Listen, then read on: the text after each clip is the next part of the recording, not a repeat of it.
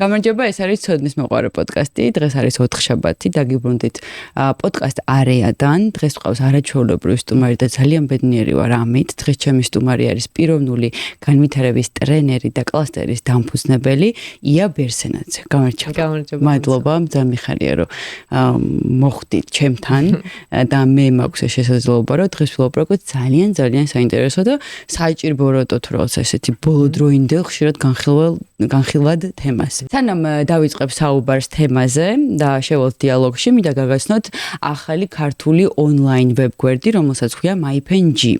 ეს არის ჩემი ბოლოდროინდელი დამხმარე და ერთი თვეა ძალიან აქტიურად ვტესტავ. მეხმარება უცხოური სტატიების თარგმანში, ასევე მეხმარება აზრის ჩამოყალიბებაში სხვადასხვა თემაზე, როცა ვმუშაობ და მისწორებს ქართულად. მე სასვენიშნებში საკმაოდ პრობლემა მაქვს და ეს ჩემი რაღაც გამოსავალი აღმოჩნდა ბოლო დროს. ამიტომ გირჩევთ ნახოთ MyPenG და მთავარი ის არის რომ სხვა ხელოვნური ინტელექტებთან შედარებით ქართულად საკმაოდ კარგად თარგმნის და საუბრობს კიდეც, ამიტომ შეამოწმეთ. საინტერესო. კი ბატონო, ჩვენ დავიწყოთ საუბარი დღეს ჩვენ საუბრობთ მიჯაჭვულობებზე. კი ბატონო. ჩვენ ვიწყებთ ხოლმე რაღაცნაირად ამ პოდკასტში სულ თავიდან ესე ვამბობ ხოლმე, იმიტომ რომ გვინდა რომ ყველაფერი სიღრმისეულად და კარგად ვიცოდეთ. საერთოდ რას ნიშნავს მიჯაჭვულობა? მიჯაჭვულობა თვითონ ეს ტერმინი სხვათა შორის საკმაოდ საინტერესო ეტიმოლოგია აქვს ქართულად როგორ არის ნათარგმნი, ხო? ინგლისურად ეს არის attachment theory და არის ძირითადად ჯონ ბოლბის საფუძველზე. თუმცა ჯონ ბოლბის მე ძალიან დიდი ინტერპრეტაცია განიცადა ამან, თავიდან იყო 4, მე სხვა სკოლებში უკვე სხვა რაოდენობას ნახავთ და არის სხვა სახეობები და ასე შემდეგ. პრინციპი ახლა ყველგან ერთი და იგივე არის. მიჯაჭვულობას თავისთავად ქართულში გარკვეულწილად აქვს ნეგატიური კონოტაცია. კი ბატონო. ხო, იმიტომ რომ გვაქვს რაღაცა ტიპის თქვათ უფრო ესეთ კომპულსურობასთან, აკვიატებასთან საქმე გარკვეულწილად ამ ინფორმაციის მატარებელი თვითონ ეს სიტყვა არის. ამიტომ მე მაგალითად პირადად უფრო მომწონს ქართულ ნათარგმნში სიტყვა დაკავშირება, იმიტომ რომ ეს უფრო სწორი შესაძლებელია იყოს.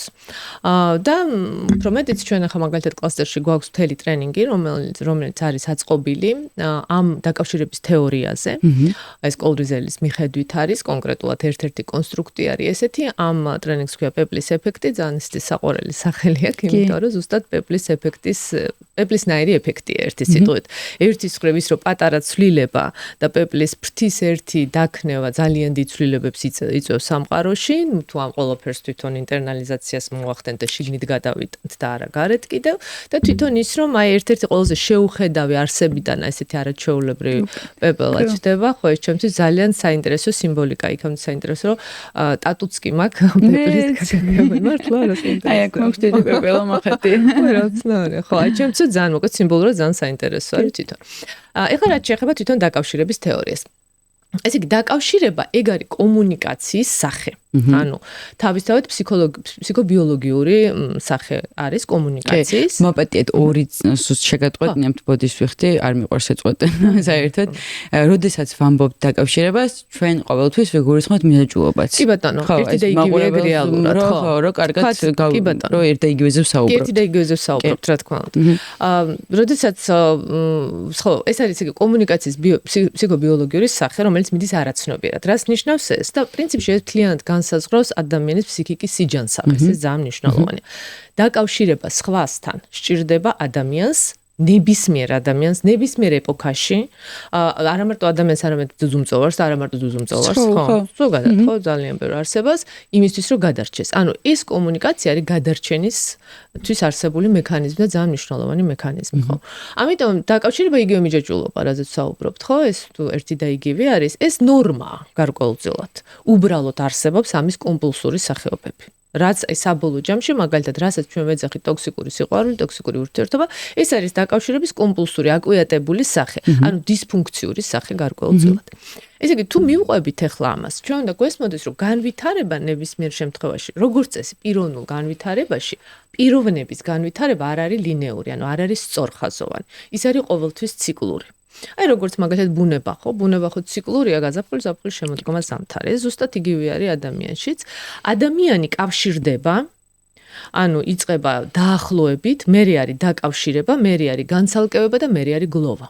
და ეს არის 4 ფაზა, რომელიც არის ძალიან მნიშვნელოვანი, ამ წრებრუნვაზე ადამიანი მუდმივად ტრიალებს დაბადების წამიდან და სიცოცხლის ბოლომდე. და რა თქმა უნდა, ეს შეიძლება პარალელურად ხდებოდეს რამდენიმე წრებრუნვაში იყოს ადამიანი, ერთი დამთავრდეს, მეორე დაიწყოს და ეს ჯანსაღი, ეს ნორმალური, ასეც უნდა იყოს. მაგრამ ხდება ასეთი რამ, რომ ამ წრებრუნვაში გვაქვს გარკვეული ესეთი გაჭედვებივით, ანუ სადღაც იჭედება ადამიანი, იმის იქით ვეღარ გადადის. და უკვე მანდ გვეწყება დისფუნქცია.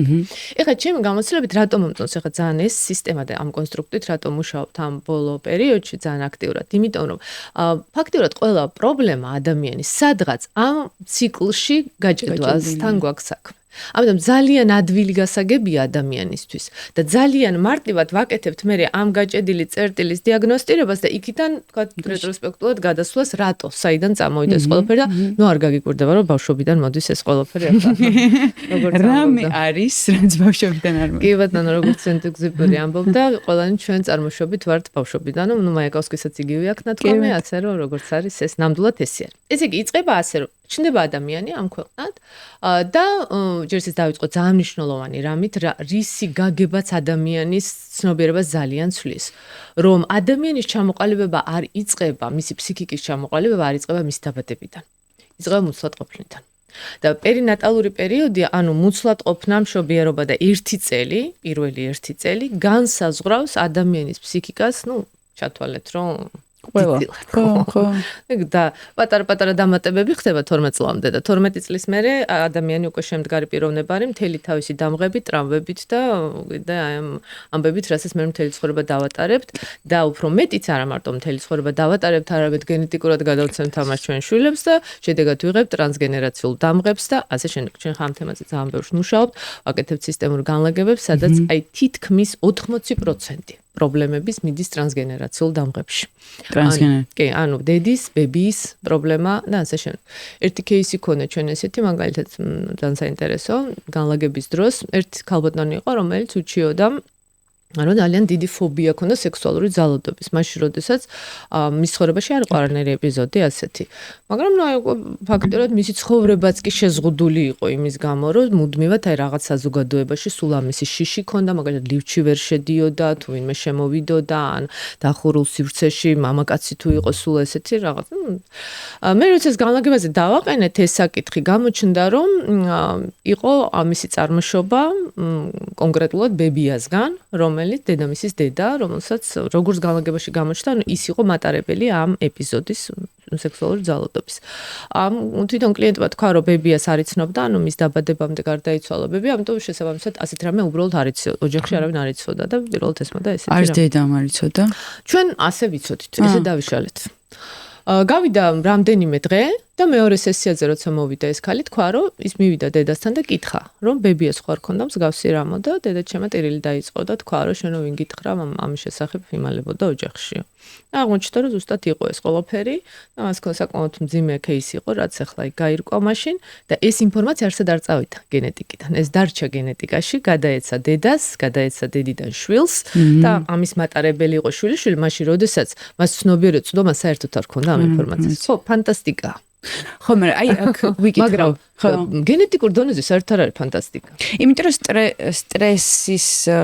სტრესმა იმოქმედა, ანუ ბებიის შემთხვევაში დაისტრესა, ბებიის ცნობიერი, ქვეცნობიერი ყველაფერი დაისტრესა, გადმოვიდა ეს ალბათ დედაზე, მაგრამ გენეტიკურად გადმოვიდა თუ დედამ უბრალოდ ეხლა შეიძლება ძალიან ისეთ კითხვას ვთვალო, მაგრამ უნდა დავსვა, იმიტომ რომ მგონია რომ ყველას გაუჩნდება კითხვა.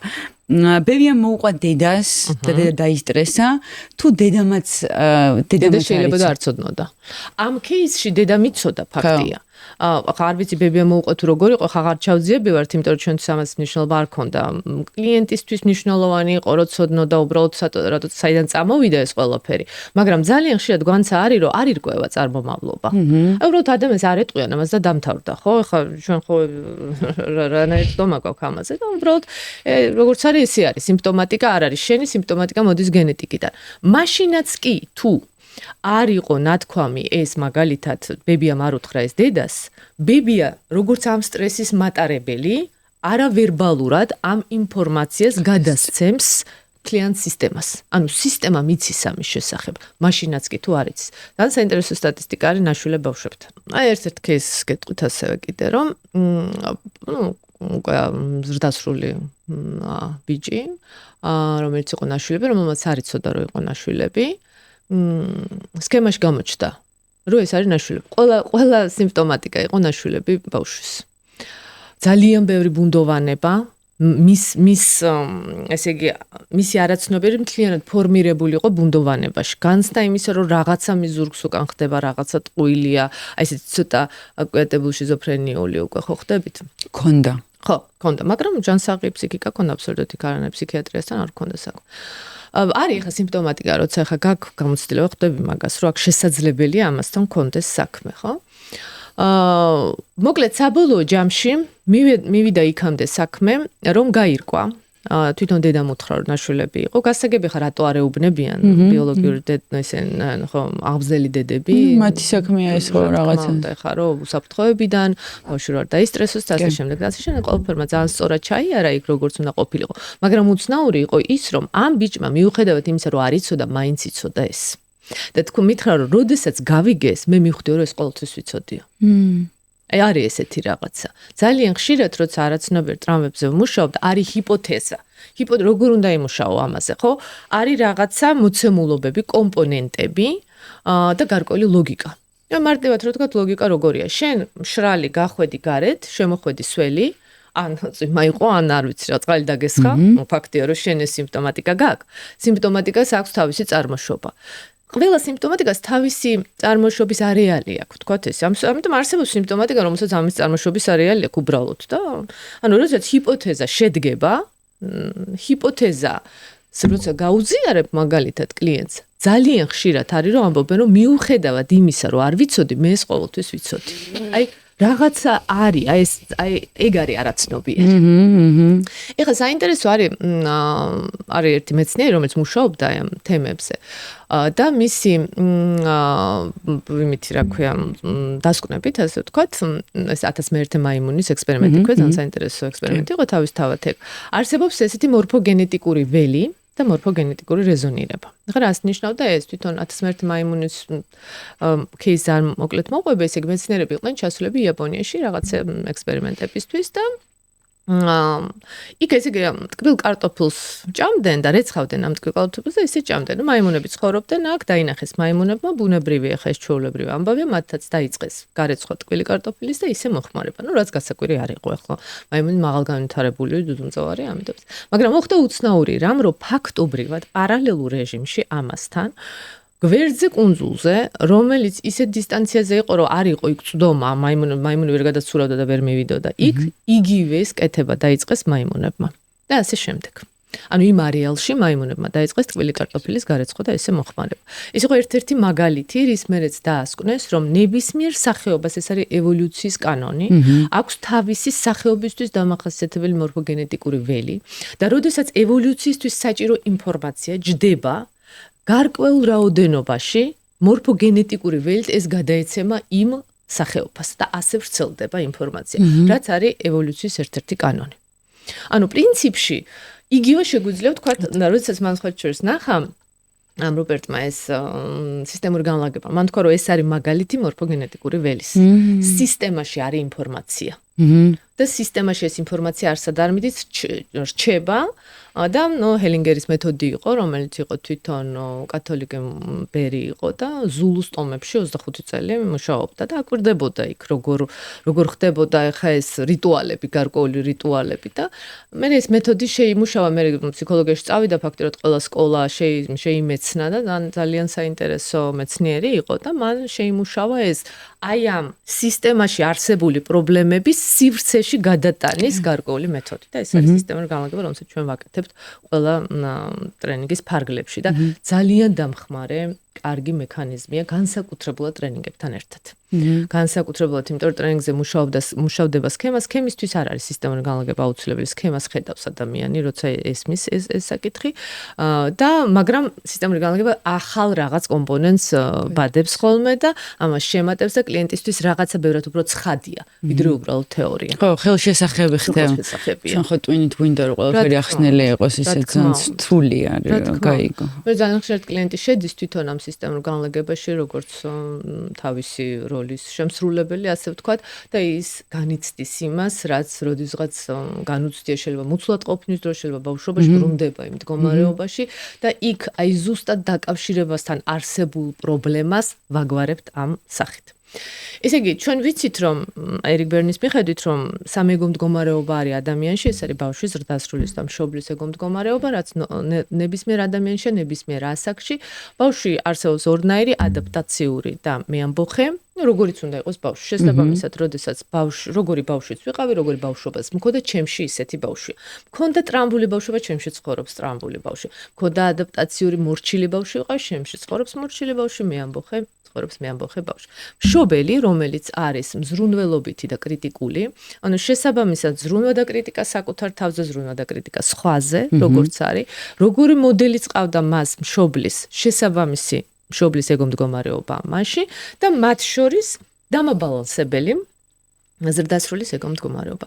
რისი პრობლემაც ყველა ეპოქაში, ყველა დროში, ყველა ადამიანს.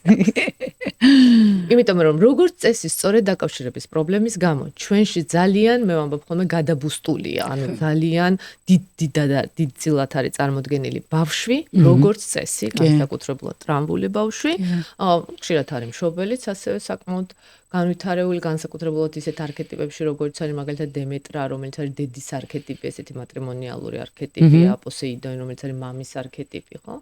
იზონ ახლა აქეთ არქეტიპული სკოლით რო ვთქვათ. და შესაბამისად ნაკლები სივრცე უკავია ზრდასრულს, რაც და ძალიან დიდ პრობლემას გვქნის ხოლმე. იმისათვის რომ ბავშვმა დაიკავოს მისი ადგილი, ის აღარ იყოს ტრამბული და იცით რა არის, ბავშვით რო არ ხდებოდეს ზრდასრულის ცხოვრება. იმიტომ რომ ბავშვს არ შეუძლია მიიღოს გადაწყვეტილებები, ბავშვს არ შეუძლია აიღოს პასუხისმგებლობა, ბავშვს არ შეუძლია მიზნის დასახვა და აღსრულება, ბავშვს არ შეუძლია საზღვრების დაწესება და დაცვა და ასე შემდეგ, ანუ უამრავი რამ, რაც ჩვენი ზრდასრულები არის, სპონტანური, ინფანტილური, საუკეთესო შემთხვევაში, უარეს შემთხვევაში დათრგუნული ხო და ძიმედ ადაპტაციური მაგალითად. ამიტომ როდესაც შენ ამ მდგომარეობით შედიხარ ზრდასრულ ცხოვრებაში, მაგალითად მოლაპარაკების მაგიდასთან ხდები ბავშვის ეგო მდგომარეობაში, ხო? ისეთ არქეტიპთან როგორც არის შავი მაგი, რომელიც არის მოლაპარაკებების ღმერთი უბრალოდ და საკუთარ მძიმე მომლაპარაკებელია. ნუ ხო ხდებით ახლა რომ აქ წაგებულია ეს პარტია ნებისმიერ შემთხვევაში და ამ შემთხვევაში ამ არქეტიპებისთვის აი ბავშვის ეგო მდგომარეობა, სადაც ესეთი გადაზრდილი არის, არა მარტო მოლაპარაკებები არის წაგებული პარტია. ძალიან ბევრი სიტუაცია ცხოვრებაში წაგებული პარტია არის. ამიტომ ჩვენ გვჭირდება დავბრუნდეთ იმ მდგომარეობაში, სადაც დაიტრამვა ბავშვი, როგორც ვთქვათ, ამ ბავშვს მივხედოთ, მივუჩინოთ მას მისი ადგილი და ვუთხრათ, რომ შენ ჩემს ცხოვრებაში ძვირფასი ხარ, შენ მნიშვნელოვანი ხარ, შენი საქმეა მხიარულება, სპონტანურობა, რა, ხო, რაც არის ხა ბავშვისთვის დამახასიათებელი. თამაში არის ძალიან მნიშვნელოვანი. მათ შორის ზრდასრულისთვის, ადამიანის განვითარებისთვის თამაშს ძალიან დიდი მნიშვნელობა აქვს. მაგრამ ჩვენ ხანდახან გონია, რომ ოცნება მაგალითად, ხო იგივე, რომ ჩვენ გავიზარდეთ, აღარ უნდა ვითამაშოთ და აღარ უნდა ვიოცნებოთ. თამაში რას გულისხმობთ? ხო, აი თამაში ძალიან საინტერესო რამ არის.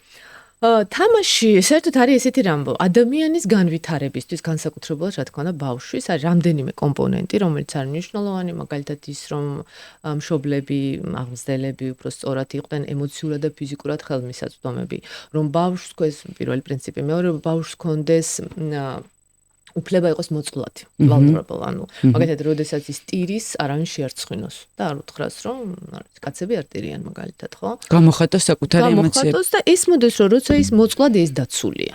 ანუ მოუწყვლადობა არ არის აუცილებელი, იმიტომ რომ აქ მიდის მე რიგიდულობა, გასხეული ცივდება, აღარაფერს აღარ შეიგრძნობს, ემპათია, სარკისებრი კედლებს აშენებს და მე ეს დასუმაბად ეს გადადა, მე ეს დასულ ურთიერთობაში სავარაუდოდ მისი ემოციის გამოხატვა არის, ანუ აქ მოვიყვან მაგალითად შეიძლება მარტივი გასაგები იყოს მაყურებლისთვის, მე ვიყავი ეგეთი, რომ მაქსიმალური კედლების აშენება მქონდა ურთიერთობებში, მაგალითად არა პარტნიორულ ურთიერთობაში, სადაც მეგობრულ ურთიერთობაში, ნებისმიერ ურთიერთობაში შევდიოდი ისე, რომ მე ეს კედლის უკან ვიყავი, რაღაცა სიძლიერეს მაძლევდა ეს ყველაფერი და თუ სწორი მაგალითია თუ არა შემისწორეთ. ხო, ანუ არ ვაძლევდი მეორე მხარეს შემოსვლას ჩემ შიგნით, ჩემს რეალურ შინაგან ბუნებას არავის არ ვანახებდი მოკლედ რა ვთქვათ რა.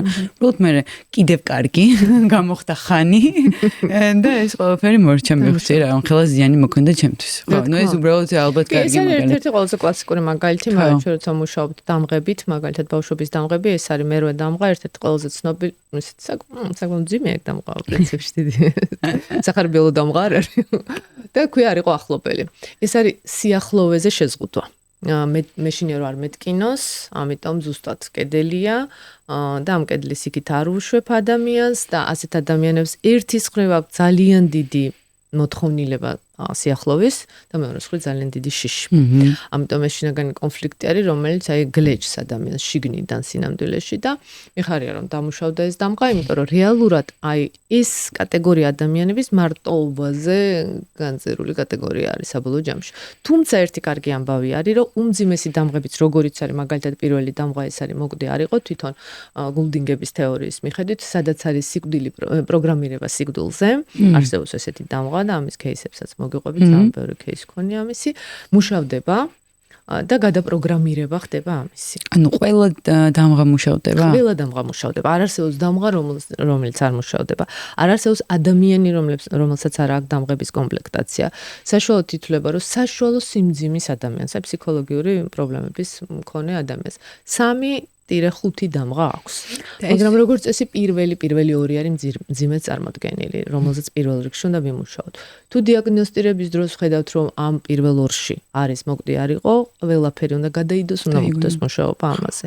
იმიტომ რომ ამ ადამიანს აქვს არაცნობიერი პროგრამირება სიკვდილზე. ახლა რას ნიშნავს ეს? მოკვდი არ იყოს, აქვს თავისი კლასიკური მაჩვენებლები, რა დროს ვითარდება ის. ბევრი შეიძლება იყოს გარემოება, როცა ეს განვითარდა, მაგრამ ერთ-ერთი ყველაზე ცნობილი გარემოება, ეს არის ეგრეთ წოდებული აბორტის კანდიდატი ბავშვები. ანუ, როდესაც დედა აქვს უფლება, რომ განსაზღვროს თავისი ბედი, მან მიიღო გადაწყვეტილება, ან მისი სურვილი იყო, რომ ბავშვი არ გაჩენილიყო, გაეკეთებინა აბორტი და რაღაცა გარემოების გამო ეს ვერ მოხდა და ბავშვი გაჩნდა. ანუ თავისთავად ის არ იყო სასურველი ბავშვი. ამიტომ მისი პროგრამირება თავიდანვე იყო სიკვდილზე. ანუ მოკვლაზე თამძიმეა, იმიტომ რომ დედის მხრიდან იყო ეს კონცემი არის ყველაფერი. მაგრამ ესაც კი მუშავდება, რო წარმოვიდგინოთ. მეორე გარემოება მაგალითად ასევე ძალიან ესეთი პოპულარული და გავრცელებული. მაგალითად დედა უყვება თავის შვილს, რომ აი სანამ შენ გაჩნდებოდი, მე ვიყავი, რაღაც ლამაზი, მაღალი, თხელი, წარმატებული. შენ შემცვალე, ხო, მე შენ რო გაჩნდი, მე დავჯექი სახში მოგიწყვენი შენ, ჩემი თავი, ახლა ხედავ როგორი ვარ, მოხუცი, დაბალი. სუკანი და წარუმატებელი, ხო. რა ლოგიკა ჭდება ბავშვში? მე რო არ გავრჩენილიყავი, მე რო მომკვდარიყავი, დედა კარგად იქნებოდა. სწორედ დაკავშირებიდან გამომდინარე, ბავშვისთვის ძალიან მნიშვნელოვანია პირველად მშობელთან, მაინც პირველად მშობელი მაინც დედა ითვლება, იმიტომ რომ დედის შეღებიდან არის, ხო? ამიტომ მისთვის ყველაზე ნაცნობი, კი რა ერთადერთი ნაცნობი სამყაროში დედა არის. მეორადი არის მამა ყოველთვის. და გვიან შემოდის. და გვიან შემოდის, ბუნებრივია, ახლა იმიტომ მინიმუმ 9 თვე ხო წინ არის ქალია რა, ახლა. და ისედაც ხო ხომეცა ძუძუს აჭმევს და ასე შემდეგ პირველი შემხებია, ხო? რა თქმა უნდა, იმიტომ არის ახლა რომ მშობიარობაზე ხშირად ესწრებიან მამაკაცებს, ქმრები, რომ მალე შემოვიდეს მამა და ძალიან მნიშვნელოვანია, რომ მამა იყოს ჩართული თვითონ აღზრდელობით პროცესში. და საინტერესოა ჩვენება, სხვა შორის ესეთი ლაიფჰაკიეთ რა. როდესაც არის სქემის განხილვის დროს ჩვენება ესეთი კლიენტის, რომ ამბობს, რომ თქვათ ტრანსების ან მედიტაციების დროს, რომ ნახე ან სიზმრის დროს, რომ ნახე ვიღაცა, მამაკაცი, რომელსაც თან ვიცნობდი და თან არ ვიცნობდი. ეს არის მამის არქეტიპი. ძველი. იმ დროინდელი, როდესაც ჯერ არ იცოდა მამან. პირველი შემხებლობასთან მივდივართ მამასთან პირველ შემხებლობასთან, ანუ ძველ ასაკში დაუბრუნდით. იქ არის დაწერილი ტრამვა და თვითონ არაცნობიერმა სიმბოლოთი მოგვცა იმართულება, საიდანაც დავიწყოთ მუშაობა. ამიტომ ძალიან საინტერესოა ეს. სხვა შორის ერთ-ერთ წიგნში წავიკითხე და მე წლების განმავლობაში ვაკვირდებოდი. არც ერთხელ არ ყოფილა ცდომილება, როცა ეს ჩვენება იყო ყოველთვის მამასთან მივდიოდით და ყოველთვის მაგ პერიოდთან, კი. მაგ ხონდა მაშინდელი ტრავმა, ხო? რაღაცა ისტორია იყო, მე უკვე გარკვევა უნდა ეგ რა არის, მაგრამ ძალიან მნიშვნელოვანია მაგ დროს, როცა სქემა დგინდება და პირველი კომპონენტებია, ხო, სად რაზე უნდა ვიმუშაოთ. ეგ ჩვენება რომ სწორად მივიდეთ და დრო არ დავკაროთ ეგ ძალიან მნიშვნელოვანი, ძალიან ფასეულია და ამიტომ სიმბოლოები, იმიტომ არის აი ეს იუნგიანური ფსიქოლოგია საინტერესო, რომ სიმბოლოები არასდროს არ ცდება. ეგ ცნობიერად კლიენტი გიყვება საერთოდ სხვა ისტორიას. გასაგებია სხეულისენოს უყურებ, უკვე გასაგებია რომ სხვას ამბობს და სხვა იგულისხმება. შეიძლება არ მალავდეს, თვითონ არ იცოდეს ადამიანმა უბრალოდ ეს, ხო? და ამიტომ მინდის დადის ესეთ რედ ჰერინგი ქვია მაგას, ანუ დადის შენს დაგატარებს ამ ჯურღუნლებში თავისი აზროვნების არ უნდა გაყვეუნ და გააჩერო, იმიტომ რომ უნდა მიხვდე რომ არასწორი მიმართულებით მიდის და მან სიმბოლო არასდროს არ ცდება, ამიტომ ანუ სიმბოლო როგორი სახით არის, მაგალითად სიზმარში რაღაც სიმბოლო, ხო? მედიტაციის და ტრანსების მარტო მედიტაციები არ არის საჭირო, ოღონდ ჩვენ ახლა ისეთი საკმაოდ კომპლექსური მედიტაციები გვაქვს, თვითონ აუდიო ფაილები არის, ისეთი ტექნიკურად საკმაოდ ისეთი გაკეთებული ყავს ეს ტექნიკური პიროვნება, ხო, ვაქარი აბრამიშვილი, რომელიც მუსიკოსია თვითონ და ძალიან კარგად იცის ეს ტალღები, თეთა ტალღები და სპეციალური თეთა ალფა ტალღები. ანუ შედის იმაში და მე ხო როგორ ჩავიდეთ სწორ ვიბრაციაში, რომ წავეყანოთ ტვინი და იქ მე რა კითხვები უნდა იყოს, რომ ინფორმაცია წამოვიდეს სიმბოლოების სახით, მე სიმბოლოები უნდა განიფუთოს, უნდა ინახოს და სიმბოლოები გვაქვს ესე როგორც აი ფაზლი. ფაზრი დგება და ამ ფაზრიდან უნდა შეიკრას მერე ფიგურა და ერთ-ერთი პირველადი დიაგნოსტირება, თქვათ ესეთია, მაგრამ კიდე სხვა და ძალიან საინტერესოა. ძალიან საინტერესოა, იმიტომ რომ ინდოეთში ვიყავით ხოლმე, ნუ ეს ინდოეთში რო ვიყავ, ეს იგი ყველა ეპიზოდში მოგესწრება, ალბათ შეწუხდა ეს ხალხი, მაგრამ ინდოეთის მერე მქონდა, მაქვს, ნუ აი სიზმრებს ხედავ რა, ისეთ სიზმრებს ხედავ, აი ცხად სიზმრებს ხედავ, არაცხად სიზმრებს ხედავ, სიმბოლოებით უკვე ვიცი რა, მამის არის ავდგე და ჩავიწერ და დავიძინო ისე, ხო? აი ესეთი მაშინ ვარ შესული. ნუ გააჩნია ჩემი ტვინის მდგომარეობას, რა მდგომარეობაშია და მაგის მიხედვით ხედა უფრო სიზმრებს, ძალიან სტრესული რაც მოგიყევით. სტრესული პერიოდია და ეს ერთი კვირა სიზმარი საერთოდ არ მინახავს, იმიტომ რომ ისე ვითიშები ვაფშე საერთოდ ვერ ვხვდები, მაგრამ აი წეგან ვყვებოდით რაღაცას მე მქონდა გამახსენდა რა, რომ ინდოეთში რო ვიყავი ზუსტად იქ მქონდა ერთ-ერთ ტაძარში რო შევედი, დეჟავი მქონდა ისეთი. რომ ვტიროდი, ანუ ეს თავისით არსაიდან ცრემლები წამომივიდა, მოვკვდი ბღავილი და თან 16 სართული ნავსულიყავით, ბოლო სართულზე რაღაც პუჯა ტარდებოდა და ნუქნა მივსულიყავით. ავდივარ ამ 13 სართულზე ვტირი და ვერ ჩერდებით. აი შინაგანად გუზნობ აი ამ რაღაც მოზღავებას და ბოლო სართულზე რო ავედით და რო დავსხედით იქ იყო, აი ეს პუჯას რაც არის, რასაც აკეთებენ და ვიღებდით ამ კამერით რა და რომ მე რო გადამიღეს და რო დავჯექი და ჩემი შემდეგ ეს თანამეგზური უნდა დამჯდარიყო და პუჯა გაეკეთებინა და აი ესე ვიყვები და ვხედავ რომ ჩემი სიზმარია. ანუ ერთ-ერთში სიზმარი ამიხდა, რომელიც არ მახსოვს, შეიძლება 1 წლის წინ, შეიძლება 2, ანუ რამოდენიმე ხნის წინ ნახე, მაგრამ აი მაშინ რო ვუყურე ამ სიზმარს ისე ვიყავი რა, რომ აი რა ხდებოდა ეს ხალხი, მაშინ არ ვიცნობდი მაგ ხალხს ვინ იყო, საერთოდ ვერავის ვერ ვცნობდი, მაგრამ აი ეს და მანდაც მოვკვდიდი რეალით ესე, ოღონდ ამას ძალით, ანუ ისე მომდიოდა ცრემლები რა.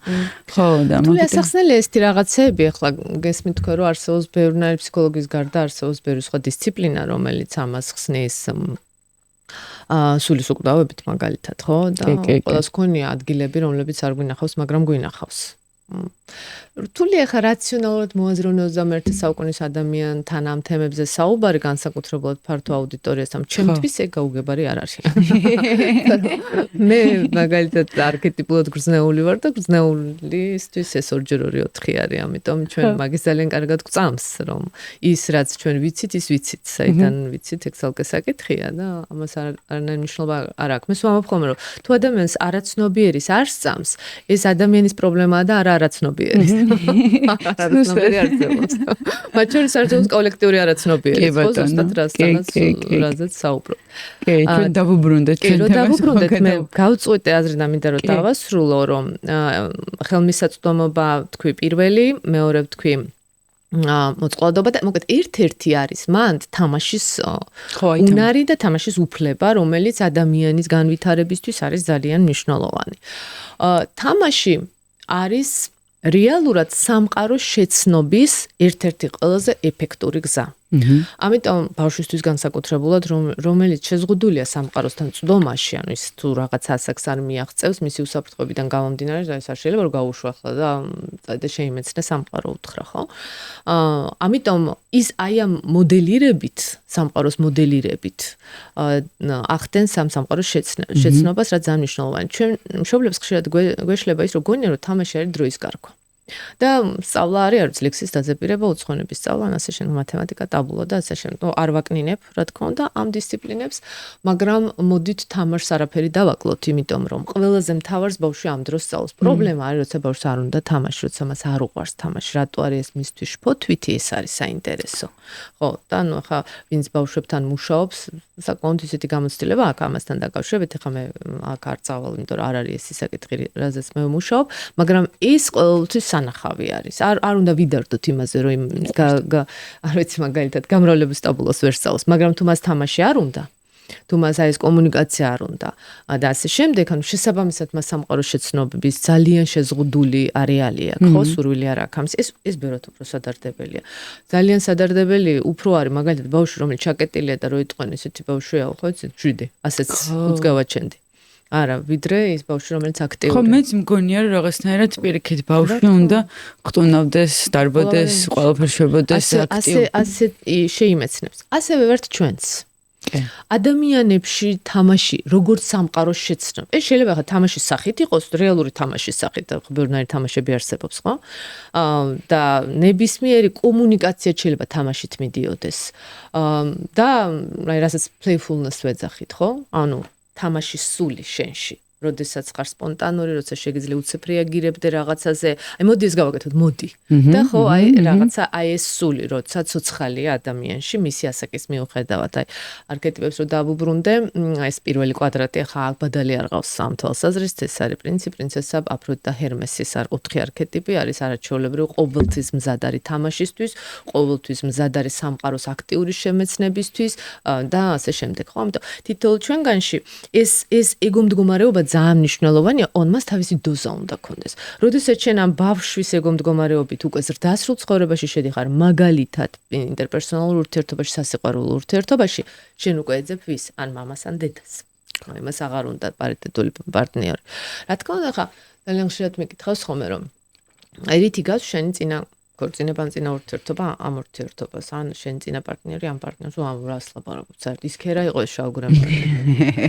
ვარსეკ პასუხი, ჩემი ფავორიტ პასუხია. არ ვიცი ის მაგალითად წარუმატებელი იყო, ეს წარმატებული და ასე შემდეგ. და აუცილებლად ვიპოვით მე იმ თავარს, რითიც გავს ეს ორი პარტნიორი, რა თქმა უნდა, ერთმანეთს ეს ორი ურთიერთობა ერთმანეთს და როგორც ეს ყველაფერი გავს მის ურთიერთობას მამასთან. როგორც ესე ხო? ნუ მშობელთანაც ან და ეს კარგია? არა, ეს არ არის კარგი, ხო? არა. პარტნიორული ურთიერთობა ის პარიტეტული ურთიერთობა არის და როდესაც ადამიანს უნდა რომ ყავდეს ან დედა ან მამა, ესე იგი მან ჯერ ეს უნდა დაასრულოს თავისი დედა და მამა ცხოვრებაში, ის უნდა გახდეს ზრდასრული, შესაბამისად მისი ზრდასრულის ეგომდგომარეობაში თავის ადგილზე უნდა იყოს მოწოდების სიმაღლის და მერე უნდა შევიდეს უკვე სერიოზულ პარტნიორულ ურთიერთობაში და განსაკუთრებულად შექმნას ოჯახი, განსაკუთრებულად გააჩინონ შვილები, იმიტომ რომ ამ ეს შვილები უკვე სამართალ მემკვიდრეები ხდებიან, ასე ვთქვათ, ამ დამღების და უკვე კიდე უფრო დამძიმებული ფორმით გადადის ყველაფერი. ერთ უკითხავ აქვე გამიშთა კითხვა, თუ ეხა თქვენ თქვით რომ არ უნდა გავდეს მამას ხო ურთიერთობაში, ინტერპერსონალურ ურთიერთობაში მეორე მხარე, ან დედას ხო პირიქით მამაკაცების შემთხვევაში. და როცა ადამიანი სპეციალურად ირჩევს ისეთ პარტნიორს, რომელიც საერთოდ არ გავს. მოხდა, ანუ ბუნებრივად კი არა, ეძებს იმას, ვინც არ გავს. ეს იგივე ისტორია. იგივე, ხო, ეს მინდოდა რომ გვეთქვა. რა თქმა უნდა. ეს იგივე ისტორია არის, ეს იგი პირველი ისტორია, რომ მე მომეწონა ეს ქალი, იმიტომ რომ რაღაცი დედა ჩემს გავდა. ძალიან ხშირად არის ხოლმე ეს ჩვენი პირდაპირ ჩვენება არის. პირდაპირ ამბობს, აღარ უნდა არაფერი გაცნობიერება იქა. ეს იგი დედა უნდა. ნიშნავს, რომ დაკავშირება დედასთან ვერ მოხდა თავის დროს. შფოთვითი იყოს დაკავშირება, ის მას მერე დედას ეძებს და ყველა ქალში დედას ეძებს. და ბუნებრივია, ნაღმია. ხა შეიძლება რომ ესეთი ქორწინება მოუამრავს, გეტყვით, რომ ესეთი ქორწინება არის, უამრავს. მაგრამ ნაღმია ნებისმიერ შემთხვევაში, რომ ბალანსია უკვე დარღვეული. ვიღაცა მეც გასცემს და ვიღაცა მიმღებია ძირითადად და ეს როდესღაც ვიღაცას ბეზრდება. ზოგადად ძალიან ხშირად ამ ურთიერთობას ანგრევენ ის ადამიანები, რომლებიც მიმღებები არიან და არა ისინი, ვინც გამცემები არიან. ეგ იყო ჰელინგერი ამბობდა, რომ როდესაც ჯანსაღი სისტემის ფუნქციონირება რამდენიმე ბაზა არის და ერთ-ერთი არის სწორი ბალანსი, ანუ სწორი გაცემა, სწორი მიღება, ენერგიის, ყურადღების, ნებისმიერი რაღაცის, ხო, თუნდაც ფინანსების, ხო, სწორი წვლილი რომ იყოს თანაბარი. როდესაც ერთი მუდმივად გასცემს და მეორე მუდმივად იღებს და მე ძალიან ხშირად არის ყოველთვის უკეთებდი სუმადური წავი და მიმატო. პირველი საფეხური და ნაბიჯი იმისკენ რომ იმან მიგატოვოს, არის რომ იმაზე ზედმეტი გაუკეთო ვიდრე საჭირო. საჭიროა, კი. ამიტომ ბალანსი უნდა იყოს დარღვევა. შეეწუხებ შენი იმით. მას აქვს განცდა იმისა, რომ არ ეკუთვნის ეს. აქვს ეს შინაგანად არაცნობიერი განცდა იმისა, რომ არ ეკუთვნის ეს და დამნაშავედ გრძნობს თავს, როგორც წესი. როგორც წესი, ერთ-ერთი მაჩვენებელი მანდარი ხომ რომ გამოკვეთილი დანაშაულის გრძნობაა და ძალიან ხშირად ეს ადამიანი თვითონ ასრულებს ურთიერთობას და არა ის, ვინც გამცემია სხვათა შორის რა. თუმცა ეს კარტმანის სამკუთხედია. კლასიკური კარტმანის სამკუთხედია, ჩვეულებრივ შვილი ჩდება, გამშველებელი იქნება უკვე და ტრიალდებიან მე ამ წრეზე, შეცვლიან როლებს და ეს შეიძლება არ დასრულდეს თაობები, ხო? როცა გამოდის, პრინციპში როცა გამოდის ამ კარტმანის სამკუთხედან, რანაირ ტრამოლიც არ უნდა იყოს, პროცესი სწორია თავისთავად. ანუ უნდა დაიშალოს სამკუთხედი. სამკუთხედმა არ უნდა გააგრძელოს ფუნქციონირება, ხო? მოთ როგორ უნდა ვიცხოვროთ ამ როლის გარეშე, ამის დასწავლა მნიშვნელოვანია. ეგ ერთ-ერთი ის არის უცებ-ჩები. რა თქმა უნდა, ეს იდენტობასთან არის გვანცა კავშირში. ადამიანი თავის დამღებს არ უშვებს ხელიდან, იმიტომ რომ არსებობს ესეთი გამონათქვამი, რა ვარ მე ჩემი ტრამვის გარეშე და ხშირად პასუხია რომ არაფერი. არაფერი. როგორი იდენტობის კრიზისია წარმოიდგინე. მე თუ არა ვარ მანიპულაციური, მე თუ არა ვარ აი ხა მაგათად ახლა მუშაობთ ამ кейზე, მე თუ არა ვარ ცუდად. აი ჰიპოქონდრია. მაშინ ვინ ვარ მე? ვინ ხარ? შენ ხარ მხიარული ბედნიერი ჯანსაღი ადამიანი. ვინ მე? არა. ეგ მე არა ვარ. იდენტობასთან ისე შეჭიდო. რომ ის თავიდან უნდა დაიბადოს. ეს ძალიან მტკივნეული პროცესია მეორეჯერ დაბადება ამ ასაკში. ერთი ალბათ იმიტომ რომ აი გუშინ ფიქრობდი მაგ ყველაფერზე კი ნუ ხშირად ფიქრობ ხოლმე რომ იმდენად გაიგივებული გვაქვს ჩვენი თავი ჩვენ გრძნობებთან და ემოციებთან იმდენად რომ აი თუნდაც მაგ ადამიანმა მეც მქონია რომ არ ვიცი რა ვაკეთო თუ იმას არ ვგრძნობ ანუ აი ეს გრძნობა ვარ თითქოს და ჰორმონალური დამოკიდებულება გვაქვს უკვე ამ გრძნობა რა არის გრძნობა ხო ჰორმონია მეტი ხორაფერი არ არის შეგრძნება ხო ანუ რაღაცა მაგალითად ავიღოთ არ ვიცი სტრესის ჰორმონი მაგალითად, ხო? როცა შიში, მაგალითად შენ გრძნობს შიშს. და რა არის რაღაც? ნორადრენალინი, კორტიზონი რაღაცა, ну коктейлი გამოიყოფა რა, ესე ჩვეულებრივ ქიმიური ელემენტები არის, რომელსაც აქვს თავისი ფორმულა, ჩვეულებრივ N რაღაცა, H რაღაცა, ხო, ჩვეულებრივ. შენ როდესაც 50 წლის განმავლობაში ყოველდღიურად ამ ჰორმონზე ხარ, ჩვეულებრივი დამოკიდებულება გაქვს ამ ჰორმონზე და მე ჩვეულებრივი ეგრეთ წოდებული ლომკა გაქვს ეს ჰორმონი არა განსაკუთრებულად ეგ არის ეჭვიანობასთან მიმართებაში. თუმცა არა მარტო ეჭვიანობასთან, მაგრამ აი ძალიან აი ამ დამოკიდებულების ეს ჩვეულებრივი ადიქცია არის რეალურად. ამ დამოკიდებულების აი ესეთი პათოლოგიურობა განსაკუთრებულად ჩანს ეჭვიანობასთან მიმართებაში. როგორ ითხოვს ტვინი მასალას რომ იეჭვიანოს. როგორ შფოთავს როცა არ აქვს საეჭვიანო. ერთ кейს მოგიყვებით ძალიან საინტერესო ჩვენი პრაქტიკიდან ხშირად ყვები ხოლმე. ჩვენ ყავდა ერთი ქალბატონი, ძალიან კარგი შესახედი ქალი იყო, რომელიც თუ არ გსება სამჯერ იყო ქორწინებაში, 4ჯერ. ამის გარდა იყო კიდე ურთიერთობებში და ყველგან ერთ-ეგივე სცენარი იყო. უბრალოდ ეს ქალი რომ მიყვებოდა, ვეუბნებოდი რომ ეს ხო პირველთან იყო, არა ეს მეორეს გიყვარდი, არა ეს ხო მეორე იყო, არა ეს უკვე მესამე იყო, ანუ უბრალოდ იდენტური სამი ისტორია იყო რა, თუ 4 აღარ მახსოვს. ну ეხა მე არ ვიცი, მე ვიცი რაც ამ ქალმა მოყვა. ჩვენ მე სულ ამბობ რომ ხა კლასტერში არ არის სიმართლის დამდგენი კომისია. მე ვიცი უყურებ კლიენტს და მე ვიცი რომ მასზე ამ ნარატივმა იმოქმედა და მისი ფორმაცია ამ ნარატივმა მოახდინა. იყო ეს ცხოვრებაში თუ არა, ეს საერთოდ არ მაინტერესებს მე ხო? თუ ამ ნარატივის მიხედვით ყველგან რა თქმა უნდა ღალატობდა ეს პარტნიორი. დავიწყეთ ახლა წავედით ბავშვობაში, გასაგები იყო მეტნაკლებად იქ რა იყო. მიყვება ესეთ ისტორიას რომ მისი ბავშვობამ, მისმა ბავშვობამ ჩაიარა იმ ფონზე, რომ მამა ღალატობს დედას მუდმივად. ეს 10 წლეულები გრძელდება უბრალოდ. დედას რამდენჯერმე აქვს თვითმკვლელობის მცდელობა, მაგრამ ძალიან ისეთი მანიფესტაცია, როგორც ჩანს, ცოტა ესეთი სტეროიდულ სპექტრთან ქონდა საქმე. და და აი ბავშვი უყურებს ამას, ხო, დედა როგორ ესე იგი კლავს თავს, მამა როგორ გარბის მორბის, არის ეს ამბავი სულ. ეუბნებიან მამას, რომ გაცილდი. ხო არ გინდა რა, ხო გინდა გაცილდი, რომ რატომ უნდა გავცილო? ეს ერთ ჩემი ოჯახი, ეს ჩემი ცოლი, მე მიყვარს ჩემი ცოლი, მიყვარს ჩემი შვილები, არ ვაპირებ გაცილებას. დედაც ეუბნებიან, ნუ კარგი ხო, შენ მაინც გაცილდი, შენ ხო ხედავ რა დღეში ხარ, რა. სამს არა, მე მიყვარს ჩემი ქმარი, მე ვერ გავშორდებ. ანუ ამ გოგოს აზროვნება და მისი ცნობიერიც და არაცნობიერიც და განსაკუთრებით არაცნობიერი ჩამოყალიბდა შემდეგ ფორმულაზე რა, ანუ ასეთი ალგორითმი დაუჯდა, რომ სიყვარული უდრის რას? ღალატს. ღალატს. გათხოვდა. უყვარს, იმასაც უყვარს. ეს ციცუცით. შოქშიო მისი ხო. არ არსებობს სიყვარული ღალატის გარეშე. ამიტომ ითხოვს მისი ტვინი ღალატს, როგორც მტკიცებულება სიყვარულისა. ხედავ როგორ არის შეჭიდული სიყვარულთან ღალატი. თუ გიყვარონ, უნდა მიღალატო. ესეც ხადად კი არ ამბობს ადამიანს გასაგებია. ის არაცნობიერი ამას ითხოვს, იმიტომ რომ ასეთი ფორმაციების რა, ბავშვი ვერ ჩამოყალიბდება მეზობლის ოჯახის მოდელით. ის ნებისმიერ შემთხვევაში თავისი ოჯახის მოდელით ყალიბდება და ნებისმიერი ყველაზე მანკიერი ოჯახიც ბავშვისთვის არის ნორმა. აი ეს არის აქ თავარი ამ. თავარია კი. ამიტომ მისთვის ეს ნორმა იყო და ის როგორც ნორმას ცდილობდა ამის დანახვას და ამის ქექვას. და ეს და პარტნიორი რას ხედავს? ხო, აი ეს მაინტერესებს. პარტნიორი ხედავს რომ მოვიდა და ვიცი მე. სუნი პომადა იქეთური აქეთური ტელეფონი, ხატირჯული ესეუნება არაფერი. 1 წელი, 2 წელი, 3 წელი, ხო? ანუ არა ვერბალურ სიგნალს უშვებს პირდაპირ. რომ მიღალატე. ანუ მიღალატე, იმიტომ რომ ეს არის ჩემთვის სიყვარული. მე ვიცი სიყვარული ამის გარეშე არ ვიცი რა არის. ამ კაცს რო ეს უთხართ, ნუ ჯერ კიდევ ჩვენ დაგხოცა და მე.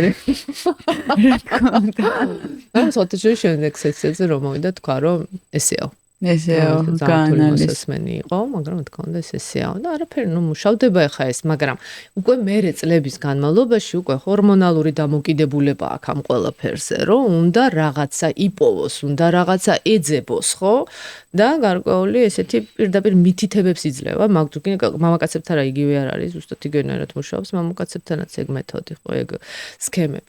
ხო, ამიტომ ესეთია, საერთოდ როდესაც ადამიანი არაცნობიერის აი ანიბანს, ხდება ფსიქოლოგიის ანიბანს გაიგებს და იმიტომ არის ფსიქოლოგიური ცნობიერება ასეთი მნიშვნელოვანი საზოგადოებისთვის. ძალიან ბევრი რამე იცვლება მის აზროვნებაში, ძალიან ბევრი რამე ხდება.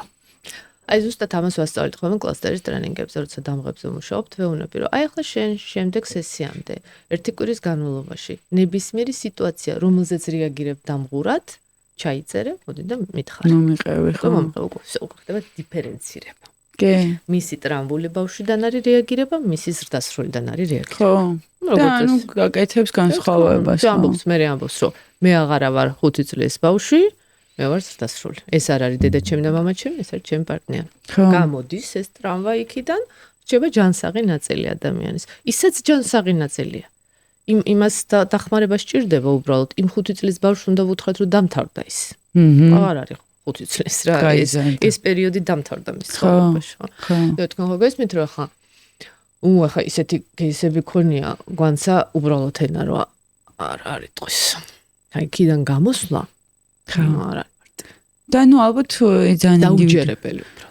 აი უბრალოდ დაუჯერებელი. მართლა ანუ ამდენი წლის განმავლობაში და უბრალოდ დაუჯერებელი, რომ აი ეს ხალხი ჩვენ გვერდით ცხოვრობს. ეს არის ნორმალური ოჯახი. ეს არ არის ოჯახი, სადაც ან ნარკომანი დედა მამა, ეს არის ჩვეულებრივი ნორმალური ოჯახი. ხო უბრალოდ кейსებს არ მოყვება გარკვეული. მიუხედავად იმისა, ხა სახელებს არ ვიტყვი, მაინც ფაქტობრივი, საკმაოდ ადვილად საცნობი არის და ხა არ მინდა რომ ვიღაცამ ეს მოისმინოს მისმა ოჯახის წევრებმა. უბრალოდ ყოფილა რომ დავმუნჯებული ვარ ისეთი кейსები რა. და ეს ხდება ჩვენ ირგვლივ, ჩვენ გვერდით ხდება ეს ყველაფერი. ჩვენ ვიცნობთ ამ მშობლებს, რომლებიც ესე ექცევდნენ თავში. ჩვენ აზე არ ვართ. ჩვენ აზე არ ვართ. საზღვარგარეთ, როდესაც მიდის სოცმუშაკი და ბავშვს ეკითხება სკოლაში, როგორ გექცევდა ეშინი მამაში, ეს სწორია. ეს სწორია. ბავშვი არის დაუცველი. ბავშვმა არ იცის სხვა არაფერი. ბავშვმა არ იცის როგორ უნდა წავდეს, ვის უთხრას. საერთოდ ეს აზრად არ მოუვა. რომ ანორმალურებს ამ ყველაფერს. და მე ამაში ცხოვრობს და მე იწყება ყველანაირი და მე სხვა საუბედურებს ის უკვე თავისით გაუბედურებული, ხო? ხო, ამაზე ძალიან ყურადღებით მინდა რომ ეს მაყურებელმა მოისმინოს, იმიტომ რომ ბავშვობის თემას და ტრამვებს ხომ ხშირად ვუბრუნდებით, იმიტომ რომ მეც მგონია რომ ეგ არის ფუძე და ყველაფერი საერთოდ და იქ ყოფილა ესეთი შეფასებები და კომენტარები, რომ რა მასქენით ამ ბავშვობის ტრამვებით და რით ვეღარ გადავიარეთ და რაღაცა და რომანტიზება, ნუ ხდება რომანტიზება არ ხდება. ეს არის კარგი ახსნა იმისი, რატო შეიძლება ჩვენ საზოგადოებაში იყოს რაც ხდება, ხო? რა თქმა უნდა. საზოგადოება რო ეხა შორს არ არის პათოლოგიურობისგან, რაც ჩვენთან ეხა ხდება, ნებისმიერი სფერო აიღეთ. რაღაცა მიზეზი ხო აქ ხო ამას. საიდანაც ხო მოდის ეს არა? მიზეზშედეგობრიობის კანონი ვინმემ გააუქმა? ხო, აბა ხა საიდან მოდის ეს ყველაფერი? საიდან მოდის და აქედან მოდის. მე მომხრე ვარ იმისა, რომ ასეთი მშობლები იყვნენ მხილებული. უნდა იყვნენ მხილებული ესეთი მშობლები, როგორც მაგალითი იმისა, რომ სხვამ ეს არ გააკეთოს. ბავშვების უფლებების დაცვა არის ძალიან მნიშვნელოვანი. ჩვენთან ეს უბრალოდ არ არსებობს. განსაკუთრებით ეს სოციმუშაკებით, ეს ინსტიტუტი, ნუ ახლა რა ინსტიტუტი არსებობს და ეგ ინსტიტუტი საერთოდ არ არსებობს. ხომ მთლიანი ჩამოშლილი, ამიტომ ბავშვი არის ფარატინა ბედის და თავისი დატრამβული მშობლების, მე ნამდვილად მშობლების ტრამვა კიდე დამატებითი ტრაგედია არის. უბრალოდ სადღაც ხო უნდა გაჩერდეს. სადღაც შენ როდესაც მკვლელი მოგზდევს, რაღაც უნდა დაიცვა თავი არა, ეხლა გასაგებია რომ მკვლელიც თავისი რაღაცის პროდუქტი არის და შედეგია, მაგრამ რეაგირება ხო უნდა მოხდეს ამას. და ძალიან მნიშვნელოვანი რაც მინდა ეხლა თქვა, არის ეს რომ ძალიან ბევრი кейსი გვაქვს ძალადობის. იქნება ეს ფიზიკური ძალადობა, იქნება ეს ფსიქოლოგიური ძალადობა, სექსუალური ძალადობა თუ ასე შემდეგ. ძალიან ხშირად ვმუშაობთ ამასთან. არიან, რა თქმა უნდა, ძირთად ქალები, მაგრამ არიან მამაკაცებიც, რომლებიც არიან ასევე ფსიქოლოგიური ძალადობის მსხვერპლები და სტატისტიკურად უბრალოდ ეს მამაკაცები არ ითხოვენ დახმარებას. თუ სტატისტიკურად ძალიან მაღალია ეს. ძალიან მაღალია. მეტია ქალებსა? რა თქმა უნდა. მამაკაცი ძალადობს ფიზიკურად. ეს არის კატასტროფა. ხო. მაგრამ ეს არის ცხადი. ეს რამდენი ხანი უნდა დაიმალოს ეს? ნუ, ეტყობა ხა. ვერაფერს ვერ იზობს, ხო? ფსიქოლოგიური ძალადობა შეიძლება მინდოდეს 10 წლეულები და დასრულდეს ისეთი პიროვნული დეგრადაციით იმ ადამიანის, აი უბრალოდ განადგურებით იმ ადამიანის, რომ პიროვნული კონსტრუქტი აღარ არის იქ, უკვე ჩამოშლილი და ასეთი მამაკაცები გვინახავს ჩვენ რა. და სხვათა შორის საქართველოში საკმაოდ ბევრია, არა მარტო საქართველოში, მაგრამ ეს ქალს ძალიან კარგად გამოდის ფსიქოლოგიური ძალადობა. არაჩვეულებრივ ამაში სპეციალისტები არიან. და მე საერთოდ არ მესმის, რას ნიშნავს ძალიან დიდი სიმპათიები მაქვს, რა თქმა უნდა, ნებისმიერი ფემინისტური მოძრაობისადმი და ქალის უფლებების დაცვისადმი, იმიტომ რომ ქალები მართლა საუკუნეები და უცველები იყვნენ, მაგრამ მე არ მესმის, რას ნიშნავს ქალის ხარჯზე და დაუცველი მამაკაცი. ანუ ადამიანი უნდა იყოს დაცული. საერთოდ ადამიანი. რა მნიშვნელობა ქალია თუ კაცია, თუ ბავშვია? ადამიანი უნდა იყოს დაცული, ხო? ადამიანის უფლებები. აი სულ მაგას მეც ეგ პრობლემა მაქვს, სიმართლე რო გითხრათ, რომ აი რო გამოყენენ ქალის უფლებები, კაცის უფლებები ბავშვი. არა, ადამიანის უფლება, ყველა ვარ ადამიანი. კაცის ადამიანი, ქალის ადამიანი. ეს პირველი საკითხი. ამიტომ, როდესაც ძალადობასთან გვაქვს საქმე და აქაც ისევ კარპანის სამკუთხედთან გვაქვს, რა თქმა უნდა, ყოველთვის საქმე, მსხვერპლს უნდა ესმოდეს, რომ მოძალადეს საწინააღმდეგოდ ერთადერთი სწორი იარაღი არის. ეს არის მისი ქმედებების გასაჯაროება. აი ეს არის ხო ძალიან მნიშვნელოვანი რა. თუ მოძალადე გაიგებს, რომ მისი ქმედებები არ დარჩება შავი ფარდის მიღმა, და ამას გაიგებენ ადამიანები. ეს არის ერთადერთი, რაც მას აჩერებს. გინდა შვილის წინააღმდეგ ძალადობაზე, გინდა ცოლის წინააღმდეგ ძალადობაზე, გინდა ქმრის წინააღმდეგ. რატომ აჩერებს? იმიტომ რომ ესენი არ არის, ხა, როდესაც ხა იქ манифестირებული და ხა ესეთი ძალადობა არის, რომ გესმით თქვენ რომ ხა უკვე ფაქტობრივად ფსიქიატრიულ რაღაცა გადაცდომებთან გვაქვს საქმე, ხლა იმას არაფერი არ შველის, უკვე შემაკავებელი ზომები უნდა იყოს, იქ პოლიცია უნდა იყოს ჩართული, უბრალოდ იზოლირებული უნდა იყოს და ეხლა ჩვენ ვიცით რამდენი ქალია მკვდარი საქართველოში თავის ქურების ხელით. ეს კიდე ცალკე ეხლა განსაკუთრებული სიმძიმის ის არის. მე ვამბობ განსაკუთრებულად ფსიქოლოგიურ ძალადობაზე, როდესაც ეს გაზლაითინგია, ესეთი ხო, მანიპულაციები და ასე შემდეგ რა. ეს ადამიანები ფსიქოლოგიურად ამას იმიტომ აკეთებენ, რომ უნდათ რომ უჩინარები იყვნენ. ანუ უჩინარი ხელით უნდათ ამის კეთება. ისინი არ არიან მზად, რომ საკუთარი ცრუ პრეტენზიები წარადგინონ ხმამაღლებს, იმიტომ რომ ძალიან კარგად იციან, რომ არ არიან მართლები. ძალიან კარგად იციან. ვინც მართალია, ის ხმამაღ ვლაპარაკობს თავის პრობლემებზე და ბოლო-ბოლო არავის შეაკვლავს თავს, არ არის და ეშინიათ?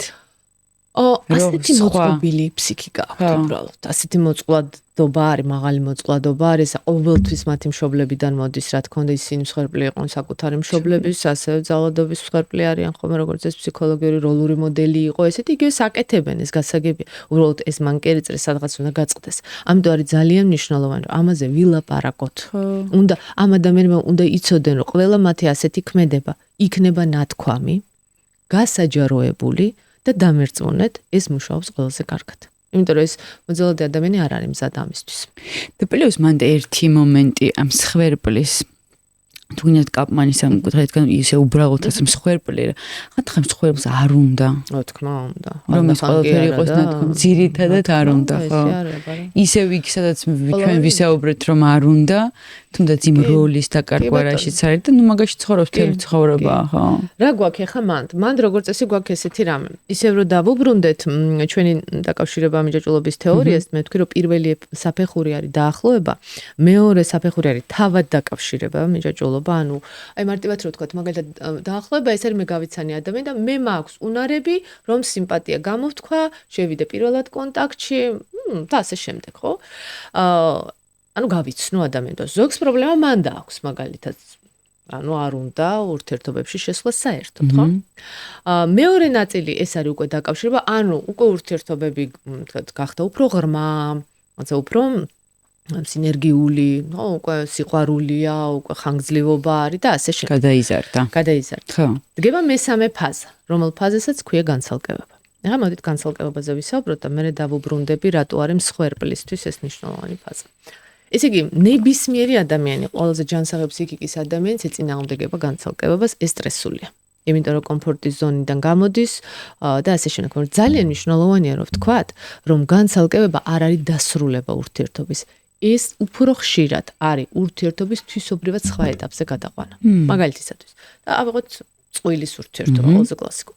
გავიცანი, შემიყვარდა, შევუყვარდი, დავიწყეთ. არის რაღაცა პირველი წელი, რომელიც არის ესეთი, ხო? ჰანიმუნი. ზუსტად ესეთი ჰორმონალურად ძალიან აქტიური და ყველაფერი მოგწონს, ყველაფერი გიყვარს და რა ვიცი, რა საოცარი ხელი ჟესტი აქვს. რა საოცარი წამწამი და ასე შემდეგ, ხო? ნუ, ჩვენი ეტაპია ეს რა. მაგრამ მე ვთქვათ, დავქორწინდით, გაჩნდა პირველი ბავშვი. პირველი კრიზისი დადგა. ურთიერთობა ნებისმიერ შემთხვევაში შეიცვლება. უბრალოდ აქამდე ორნი ვიყავით, ახლა სამნი ვართ. მარტო ის მარტივი მოცემულობა ცვლის ურთიერთობას. რაც იმას ნიშნავს, რომ მივუახლოვდით განცალკევებას. ნიშნავს, რომ რაღაცა შეიცვლება, რასაც მოყვება გლოვის ფაზა. გლოვის ფაზას დავუბრუნდები, ამაზე ვიდეოების ციკლი გვაქვს პასტერზე მთელი. მე დავლინკავ, მაყურებელს ვეტყვი და ნახეთ აუცილებლად. საინტერესო ეგ ძალიან ისე ხსნი ამას ყველაფერს უფრო დეტალურად. ესე იგი განცალკევება ამ ადამიანებისთვის მსხვერპლის როლში ვინც არის ტრამფული. იმიტომ რომ დედასთან ან მამასთან განცალკევება განიცადა ტრამფულად. რაღაცა მოხდა მოკლედ იქ რა. ამიტომ მას აქვს კომპულსური მიჯაჭვულობა. ოღონ არ განცალკევდეს, ურჩევნია იყოს დისფუნქციურ ურთიერთობაში. მაგალითად ტოქსიკური ურთიერთობაში მოძალადესთან იყოს, ოღონ არ დაშორდეს და ნუ აქ შეიძლება ხა ისეთ ნარატივები მოისმინოთ ახლა რომ გაგიკვირდეთ რომ ცემს უყარვარ ეს არის გვესმის ყოველს ყოველდღე ხო? აბა რა არის სიყვარული თუა ჩემთვის აკეთებს ამას და ასე შემდეგ მე ეს მჭირდება, მე ვიცი რომ მე მჭირდება ეს რომ ხანდახან უნდა მომარტყას და ნუ ხო ხდებით ამას ხალხი ამბობს დაბალი IQ კი არა აქვს და განუვითარებელი ადამიანები კი არ არიან. ჩვეულებრივი ადამიანები არიან, რომლებსაც უბრალოდ ეს გესმით ეს უბრალოდ ეს ტრაგედია არის და მეტი არაფერი რა. ამიტომ ამ ადამიანებს განცალკევების ტრამვის გამო მაპატიეთ რა უნდა გკითხოთ მე დამოვიწყდება.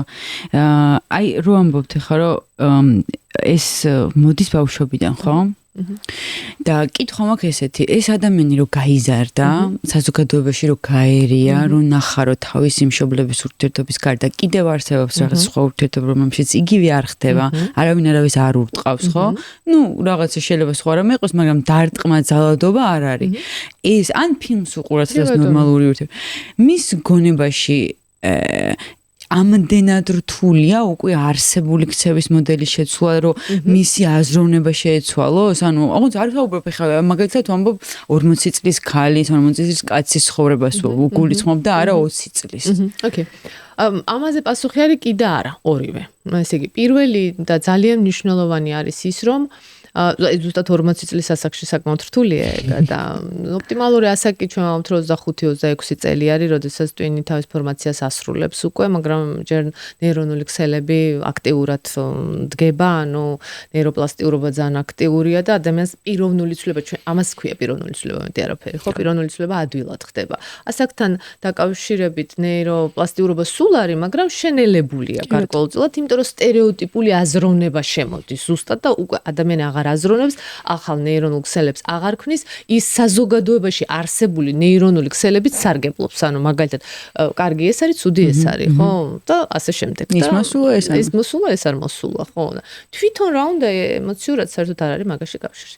ამიტომ არც ეგეთი ადვილია ეგ პროცესი და ითხოვს კოგნიტურ კალორიებს, როგორც ჩვენ ვამბობთ, ანუ ენერგიას ითხოვს. ეხლა, როდესაც ბავშვი დისფუნქციურ ოჯახში არის გაზრდილი, მას დეპრესია აქვს რაღაცა სახით, ნებისმიერ შემთხვევაში უენერგიობა სულ მცირე, ამიტომ რეალურად მას ამის ენერგია უბრალოდ არ აქვს უნდა გესმოდეს. ამიტომ მას უჭირს ამ დისკომფორტის ზონაში შესვლა, თვლება ხო დისკომფორტია, ნებისმიერ შემთხვევაში, ანუ უნდა დახარჯოს ენერგია ამაში.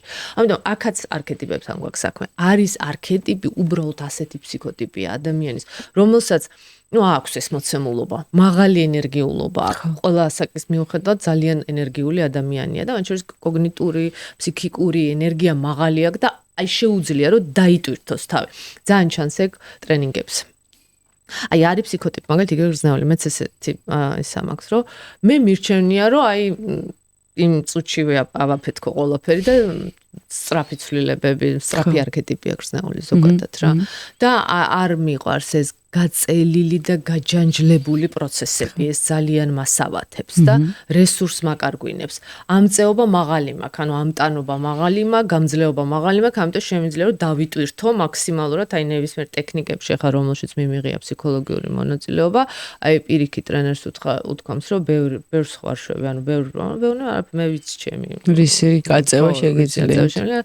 რა აბსორბაცია მაქვს, ეს ოკეია, მაგრამ არიან ადამიანები, რომელსაც უბრალოდ უნდა გვესმოდეს, რომ არა აქვს ეს ამ აწევის საშუალება, ხო? ამიტომ იქ ნელამიდის პროცესი. ნელამიდის შეიძლება წლები გაგრძელდეს და შეიძლება სადღაც გაწყდეს კიდევაც. ანუ ახალი ნეირონული ქსელები მყარი აღარ შედგეს და ძველი, რომელიც გამყარებულია, იმიტომ რომ ამდენი წელი ბავშვი აქ იყო და თან ბავშვობაში ეს ხო უფრო აქტიურია პროცესი განვითარების, ხო? ამიტომ ის ბევრად საპირწონე, აქეთ უფრო ძლიერი იყოს ვიდრე აქეთ და ამიტომ ეს პროცესი ვერ შედგეს. ეს ერთი საკითხი. მაგრამ რა თქმა უნდა, ეს შესაძლებელია წინააღმდეგ შემთხვევაში ფსიქოლოგიას აზრი არ ექნებოდა უბრალოდ. ამიტომ რა თქმა უნდა ჩვენ ვერსად ვერ წავიღებთ ჩვენ მოცემულობას, ჩვენ ბავშვობას, რომ ჩვენ ქონდა ასეთი ბავშვობა. კი და ეხლა როგორც იყო, ასეთი იყო, ამაზე უარესიც არსებობს, ამაზე უკეთესიც არსებობს და ფსიქოლოგი არ მუშაობს იმასთან, რომ კაცო, ეხლა რაც იყო და არა. ეგ არის გლოვის ფაზები, ზუსტად მაგას მეუბრუნდები. როგორც არის, ესე არის. და ეს ნორმაა, იმიტომ რომ სამყაროში ვერ იარსებებს ვერაფერი, რაც ნორმა არ არის. ანუ თუ მე რაღაც დამემართა, მე არ ვარ ერთადერთი ადამიანი სამყაროში, რომელსაც ეს დაემართა. ეს ნიშნავს, რომ ეს უკვე ნორმაა. არსებობს მექანიზმი ამის დამუშავების. და მთავარია მე მაგალითად როგორც სპეციალისტმა დავეხმარო ადამიანს, რომ მიწვდეს მის იმ რესურსს, სადაც მის იმ ნაწილს, რომელიც რესურსულია. და ამითი გამოვიდეს ამ მდგომარეობიდან. ეს ნაწილი ყველას აქვს, მისი ჯანსაღი ნაწილი, ხო? არის მისი ტრაუმული ნაწილი, არის მისი ჯანსაღი ნაწილი. ტრაუმულ ნაწილს დავანებოთ თავი, ვუთხრათ, რომ ოკეი, ეს იყო. ჩვენ არ ვამბობთ, რომ ეს არ იყო. ჩვენ არ ვამბობთ, რომ შენ ეს მოგეჩვენა და ეს ყველაფერი სისულელე იყო. არა, ეს იყო, ეს მძიმე იყო. მე ამას ვიზიარებ აბსოლუტურად ემოციურად გეთანხმები, სიბრაზეს განიცდიდი, სწორი იყავი. სევდას განიცდიდი, სწორი იყავი და ასე შემდეგ. მაგრამ შენ გახსოვდეს, რომ გაქვს მეორე ნაწილი, რომელიც არ არის ხელშეხებული ამ ტრამვით, რომელშიც არის შენი რესურსები. მოდი დავუკავშირდეთ ამას. მოდი აქედან გავაგრძელოთ ცხოვრება.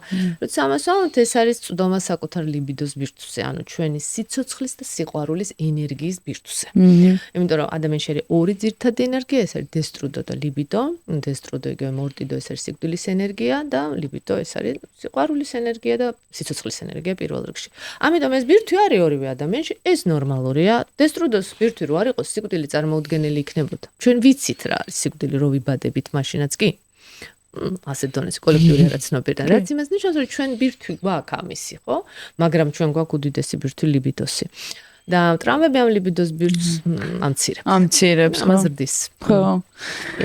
ძალიან საინტერესოა. აი გლოვის ფაზებს მე თქვენის ნებართვით დავუბრუნდებოდი, რომ შევკრათ თვითონ თხრობა რომ არ იყოს გაწყვეტილი. როგორც მე ვთქვი, განცალკევება მესამე ფაზა არის და განცალკევება არ არის აუცილებელი დასრულება ურთიერთობის, თუმცა შეიძლება იყოს დასრულება, შეიძლება იყოს გარდაცვალება ადამიანის, შეიძლება იყოს დასრულება, შეიძლება იყოს ცვლილება, რასაც მოყვება გლოვის ფაზა. თავად გლოვის ფაზა? აუ, კიდე გაწყვეტინოთ, მოვატიეთ, უბრალოდ გითხავთ, ბავშვობაში განცალკევება როცა ხდება დედისგან და მამისგან. რას ნიშნავს ჯანსაღი განცალკევება და რას ნიშნავს არაჯანსაღი განცალკევება, იმიტომ რომ რეალურად ეგ არის ძირი, რომ მე ურთიერთობებში მაქვს პრობლემები, ხო? ანუ აი მაგალითად შეიძლება აღვიქვათ განცალკევებად, როდესაც დედის შვილი ანებებს ძუძუს ჭამას თავს. ანუ ერთ-ერთი დედასთან განცალკევების, ხო? ნებისმიერ შემთხვევაში მეძუძური დედა ფაზა არის. შვილისთვისაც, დედისთვისაც, ხო? და რა თქმა უნდა, სიახლოვის განსაკუთრებული სიმბიოტიკა არის, ანუ შეხორცება ხდება, ვთქვათ, აი სიმბიოტიკა არის, როდესაც ბავშვი არის მუცელში და ბავშვი ვერ იგებს, რომ სხვა არის. ანუ მას გონია, რომ დედა და ის ერთია რა. ანუ ჩდება ფიზიკურად ის განცალკევდება, მაგრამ სიმბიოტურია ისევ ურთიერთობა, ძუძუზე ყოფნა თავიდან ბოლომდე სიმბიოტური პერიოდი არის. და რა თქმა უნდა, როცა ამას ანებებს თავს და ჩვენ ვიცით, რომ ბავშვისთვის ეს ხშირად არის ტრამვული. ტრამვულია, კი. ზუსტად განცალკევებაზე მივედით ერთ-ერთ ფაზაზე. ხო. ამის მერე ძალიან ბევრი ფაზა იქნება განცალკევების. იმიტომ რომ ჯანსაღ ურთიერთობაში დედა ამ სიმბიოტური პერიოდიდან ნელ-ნელა აკეთებს ნაბიჯ-ნაბიჯ უკანსვლას და დაშორებას თავის შვილთან და ეს სწორია. მაგალითად ერთ-ერთი პირველი ესეთი ნაბიჯი არის 3 წლის ასაკში, მერე არის 5 წლის ასაკში, 5-6 წელი, და მერე არის თქვათ აი ეს 12 წელი დამღები მთავრდება და ასე შემდეგ, ხო? და რაღაცა პერიოდის შემდეგ, უკვე ნუ პუბერტატის პერიოდი განსაკუთრებულად როცა ეს პერიოდი არის, დედა უკვე საკმაოდ მოშორებულ დისტანციაზე დგას თავის შვილთან. ეს არ ნიშნავს, რომ რა თქმა უნდა მიატოვა, რა თქმა უნდა ის ყურადღების ცენტრია, რა თქმა უნდა მისი მოთხოვნილებები დაკმაყოფილებულია პირველ რიგში ემოციური და არა მარტო ემოციური, მაგრამ აი ეს არ არის, რომ 24 საათი ერთად ვართ რა. კი. ამიტომ ის ყველა ფაზა, რომელიც ჩამოვთვალეთ, თითო ნაბიჯი უკან თითო განცალკევება, რასაც მოყვება გლოვის ფაზა. მერე ხელახალი დაახლოება, ანუ თვისობრივად ახალ ურთიერთობაში შედიან დედა-შვილი, ისევ დაკავშირება, ისევ განცალკევება, ისევ გლოვა. ნაბიჯი უკან და ყველაფერი თავიდან. თუ ეს ყველაფერი სწორად მიდის, რაღაცა ასაკში იწყება პირველი სეპარაცია. სეპარაცია ხა ჩვენ გვაქვს ესეთი არჩეული ტრენინგი, რომელსაც ქვია გმირის გზა და ის არის კემბელის მონომითის მიხედვით და პირველი ეტაპი ადამიანის პიროვნულ განვითარებაში არის სეპარაცია. როდესაც შენ ასე იგი წარმომავლობის სისტემასთან ეს ოჯახია, როგორც წესი, სწორ ჯანსაღ სეპარაციას აკეთებ. ჭიპლაშჭრი თუ როგორც ეძახიან. ზუსტად ჭიპლაშჭრი. და თვითონ ამ მონომითის მიხედვით პირველი რაც აქ კეთდება არის რომ ამას ვეძახით call of adventure, ანუ სამყარო გეძახის რომ წახვიდე და ზღურბლს უნდა გადააბიჯო და უნდა დაიწყო სამყაროს შემეცნება. ანუ დაცულობის ზონიდან უნდა გახვიდე დედა მამა, შენ გვერდით აღარ არის, მაგრამ ეს არ ნიშნავს რომ მე ვტოვებ ჩემს სისტემას, მე უარყოფ ჩემს სისტემას და უარყოფა პირველი საშუალება მიჯაჭულობის. და არავითარ შემთხვევაში უარყოფა საერთოდ სხვა რამე არის. მე ვარ ამ სისტემის ნაწილი, მაგრამ მე მივდივარ ამ სისტემიდან. და მე აკეთებს ისევ წრეს, გმირი, მე მიდის ინიციაციები, ანუ მისი გამოცდები ამ გზაზე და მე მიდის დაბრუნება და ისევ ბრუნდება სისტემაში, ოღონდ თვისობრივად ახალი ადამიანი და მოაქვს აი ეს ყველაფერი სიკეთეები, რომელიც მან ამ გზაზე გაიარა, ეს მოაქვს სისტემაში და სისტემისთვის. აი ზღაპარი. ახლა ჩვენ სექტემბრიდან ვაკეთებთ არაჩვეულებრივ ტრენინგს, რომელსაც ქვია იყო და არა იყო რა. ეს არის ზღაპრის თერაპია. ძალიან ისეთი ახლა ჩემი ფავორიტი ეგ არის. დაკრაშული ვარ. მაგასთან და ყველგან მოკეთ ამ ზღაპრის თერაპიაზე ყვები, იმიტომ რომ ძალიან მომწონს. აი ზღაპარი როგორ არის მაგალითად, ხო იყო და არა იყო რა, იყო გმირი. მერე მოხდა რაღაც, წავიდა, შეებრძოლა. იასონის მითი ავიღოთ, ხო? ოქროსაწმისის დაბრუნება ჭირდებოდა, გამოვიდა კომფორტის ზონიდან, ჩამოვიდა კოლხიდაში. იქ დახვდა მფარველი მედიას სახით, იქ იყო ურჩხული, რომელსაც ჰქონდა მისი ოქროს საწმისი, დაამარცხეს ერთად ეს, მერე აიღეს საწმისი და წავიდნენ დაბრუნდნენ უკან.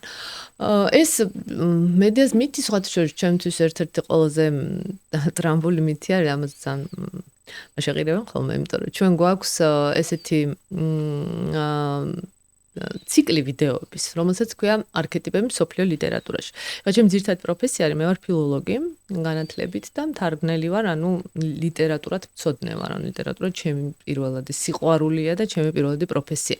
ამიტომ ბუნებრივია, როდესაც პირველ განვითარებაში წავედი, ხა ეს სიყვარული ლიტერატურისადმი არ განელებულა და როცა არქეტიპები შევისწავლე, უკვე არქეტიპულ პრიზმაში ვხედავდი ამ ლიტერატურულ ძეგლებს და ამ ნარატივებს და გმირებს და ძალიან ბევრი ძმები კარამაზოვები გვაქვს განხილული არქეტიპულად და ასე შემდეგ. ერთ-ერთი გვაქვს მედიას არქეტიპი განხილული თვითონ აი მედიას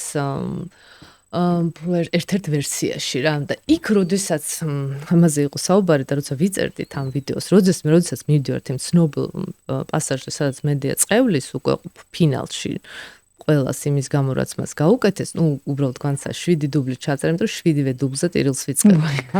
ეს ისეთი ემოციურია ჩემთვის. აი უბრალოდ აი ამ პასაჟის აი ესე გადატანა ემოციურად ძალიან მიჭირს ხოლმე რა და ამაზე ხო მთელი ამბავი იყო, კიდე ტირილი და სულ მეუბნები რომ მედიაზე ლექცია და ამბობ რომ ნუჩოლებად ვიტირებ, არ შემიძლია ვიკითხოთ. საჯარო ლექციას ვერ დავიკითხო, იმიტომ რომ ძალიან მეტირება მაგაზე. ეგაც კოლექტიური არაცნობიერია, ესე იგი არის კოლექტიური ჩემ არაცნობიერში არის ეს ინფორმაცია და ეს ტკივილი, ხო ხა საიდან? თამდუოთ არ განმეცდია ესეთი არაფერი რა, მაგრამ აი ეგ არის არქეტიპები, მაგიტომ მიყვარს რა. და ეხლა სწორედ იმაზე საუბრობდი, რომ როდესაც საუბარი არის, ხო და როდესაც ვწერდით აი ამ იმას რა ქვია, ზღაპრის თერაპიაზე, როცა იყო საუბარი და მითებიც განიხილება, იგი გავარაკები და ასე შემდეგ. აი ეს არის ამ ციკლს აკეთებს ისევ გმირი, იწყებს, მოდის თავისი სამშობლოდან, გადის გამოცდების გზას, აქ გვყავს გველეშაპები, მთელი ეს დევები და ვიღაცები და ისე უბრუნდება ახალი რაღაცა მონაპოვარით, მაგალითად ოქროს საწმისით, მაგალითად ელექსირით, მაგალითად მშვენიერი ქალი, ხო, რომლისთვისაც წავიდა და ერთი ციკლი დამთავრდა და იწყება ყველაფერი თავიდან. ისაც იგივე არის. ისაც გარკვეულწილად ეს დაახლოება, ეს რამდენჯერ გადის გმირი ადამიანი მაგას? ციკლი გაიარო რაღაც არის, არ არის მაგალითად 10 ჯერ უიჭველი რა, მე ესეთი რიცხვი არ წამიკითხავ, სავარაუდოდ ასეთი რამ არ არსებობს, ერთადერთი ალგორითმი რაც არის მათ, რაც უფრო მეჯერ, მით უფრო პიროვნულად განვითარებული ადამიანი. მაგალითად, არსებობს ეს სტატისტიკა, ძალიან საინტერესო, რომ რაც უფრო ხშირად იცვლის ადამიანი პროფესიას, ითვლება, რომ ის ემოციურად, ინტელექტუალურად მით უფრო განვითარებულია რა, პიროვნულად მით უფრო გამიხარდა. მე ეხლა ცოტა ნაკლებად, იმიტომ რომ თორმეტი წელი საკეთე, მაგრამ ეხლა ხო გამოიცა. არა, ხო გამოიცა. ხო, ერთი ალგორითმი არსებობს, თქვათ რა, და დაანჩენი ეხლა თულად ზათქმელია. ხო, იმიტომ რომ აი მაინტერესებს, აი ვთქვათ, ჯანსაღი რა არის და არა ჯანსაღი რა არის რა, ანუ ალბათ მინიმუმ ერთხელ ალბათ არა ჯანსაღია, ხო, ალბათ აი რაღაც. დროზე ყველა უნდა დაატრიალდეს. არა ჯანსაღია, როცა გაჭედვა მოხდება სადღაც, მაგალითად, განცალკევება არ უნდა, ტვინე წინააღმდეგება და ტოქსიკური ურთიერთობაში რჩება, გლოვაში გაჭედა ძალიან ხშირი. აი გლოვაზე უნდა ვისაუბროთ. გლოვაში გაჭედა. გლოვის პირველი ფაზა ეს არის უარყოფა. აი ყველაზე კლასიკური მძიმე მაგალითი რო ავიღოთ ადამიანის გარდაცვალება, ხო? ნუ როგორ არის აქ მაგალითად სინამდვილეში როცა დიდი ტრაგედია განსაკუთრებულად მოულოდნელად ხდება, ხო კი არ მინდა ამის განსაკუთრებულად აი დედას შვილი უკვდება, ხო? იმან რომ გაიაზროს რა მოხდა იმ ერთ წამს, რამე შეიძლება რეალურად ვერ გაუძლოს. ამიტომ ირთვება ტვინის ერთ-ერთი ძალიან მნიშვნელოვანი ადაპტაციური მექანიზმი და ეს არის რასაც ჩვენ ვეძახით avoidance, ანუ აცილება. ანუ უარყოფა. პრინციპში ის ვერ ხდება, რა ხდება. აი რაღაც ამ ყველაფერს ხედავს, მაგრამ რეალურად ვერ იაზრებს. დრო სჭირდება. ძალიან საინტერესოა. იცით რამდენი დრო არ გააზრებ? ჯანსაღად 40 დღე. ხო როცა. და მეორე ფაზა სრულდება 1 წლის მერე. ამიტომ არის უცნაური რომ 40 წლის თავი. არ არის შემთხვევითი.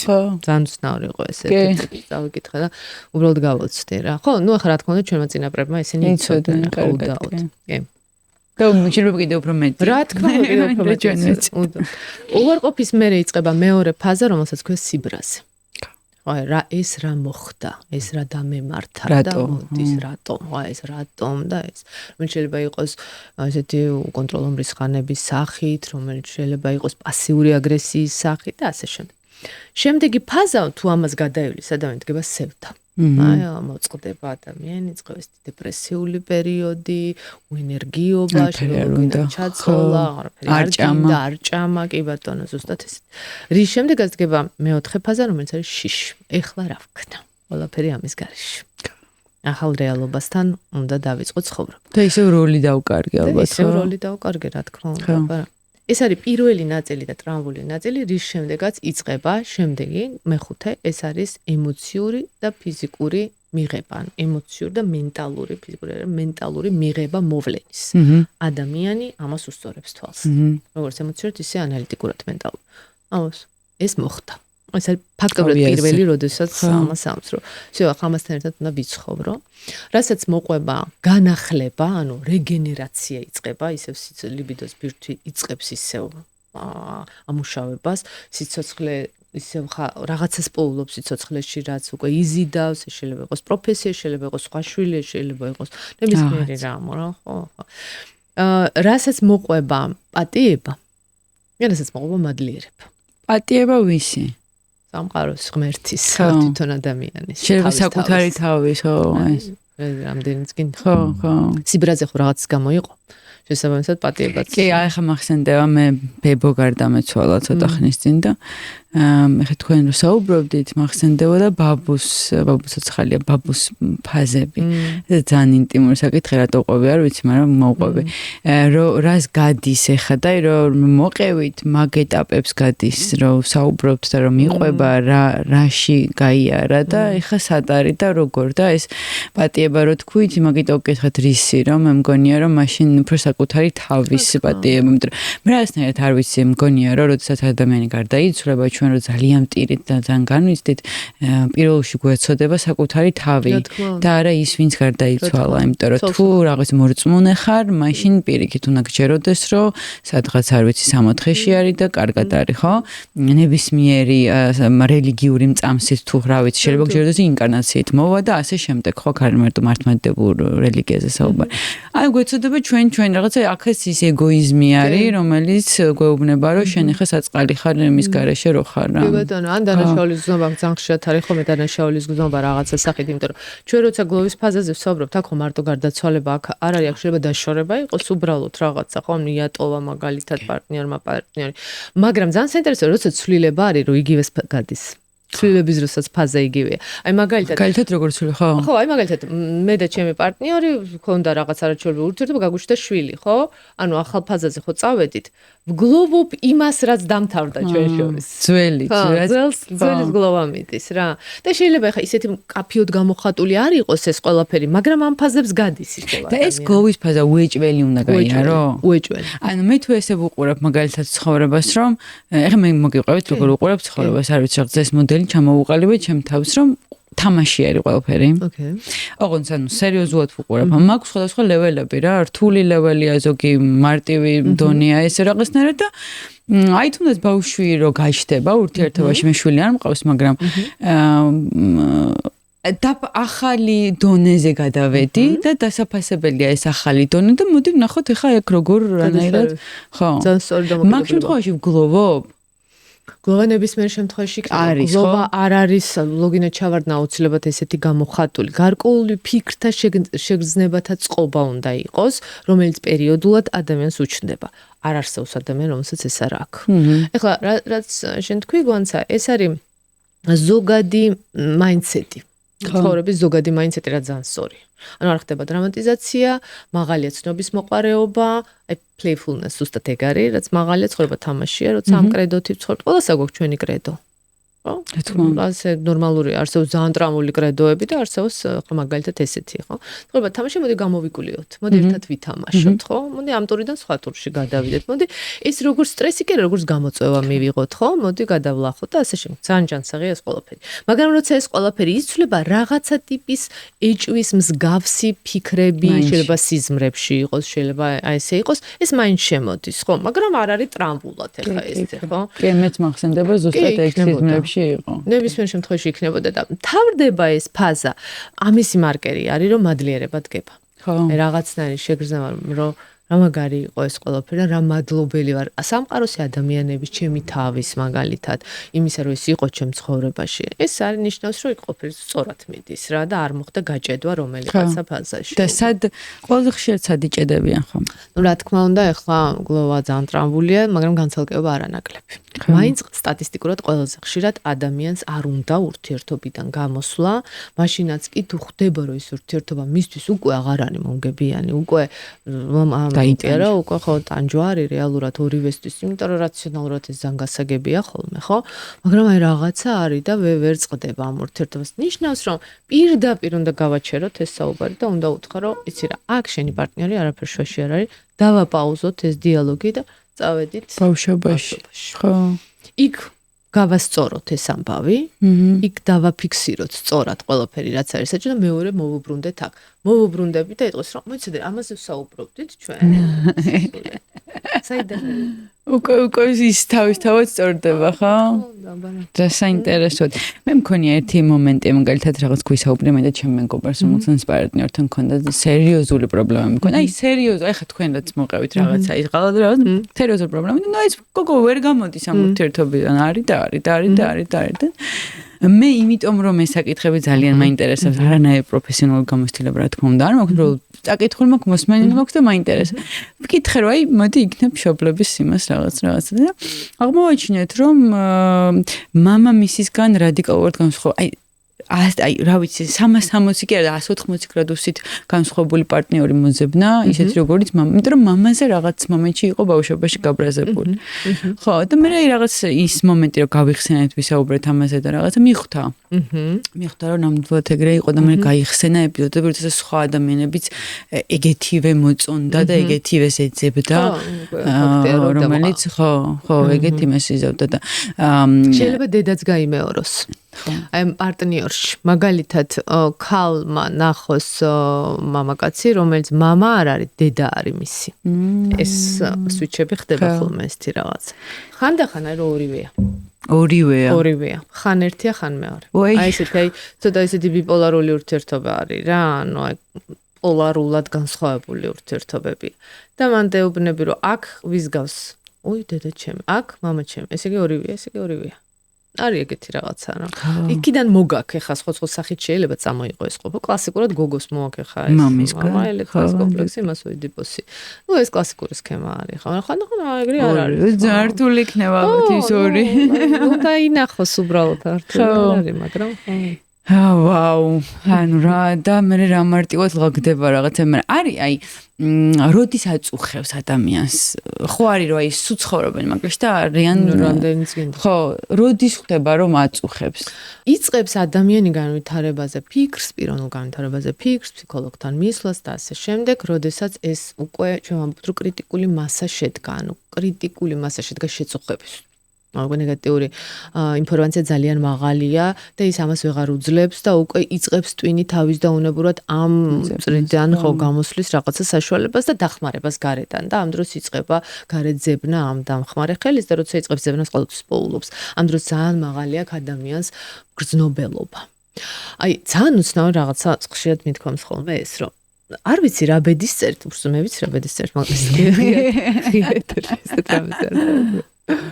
არას აი არ მახსოვს ალბათ 1-2-3 გამონაკლისის გარდა რომ კლასტერში მოსულიყოს ადამიანი რომელიც არ არის ჩვენი აუდიტორია აი ჩვენის ტიპი არ არის ასე ვთქვათ რა ანუ ის მოძებნა და მოვედა ხო იმიტომ რომ მან გაუშვა სიგნალი სამყაროში და ჩვენ სწორი სიგნალი გაგვაშოვლე, მანაც სწორი სიგნალი გაუშვა და რასაც ეძებდა ის იპოვა. აი შემთხვევითები არასდროს არ ხვდებიან ხოლმე, ჩვენთან მართლა ერთი ხელის თითზე ჩამოთვლი რამდენი იყო ესეთ შემთხვევითი ადამიანი. ხო, აი ესა.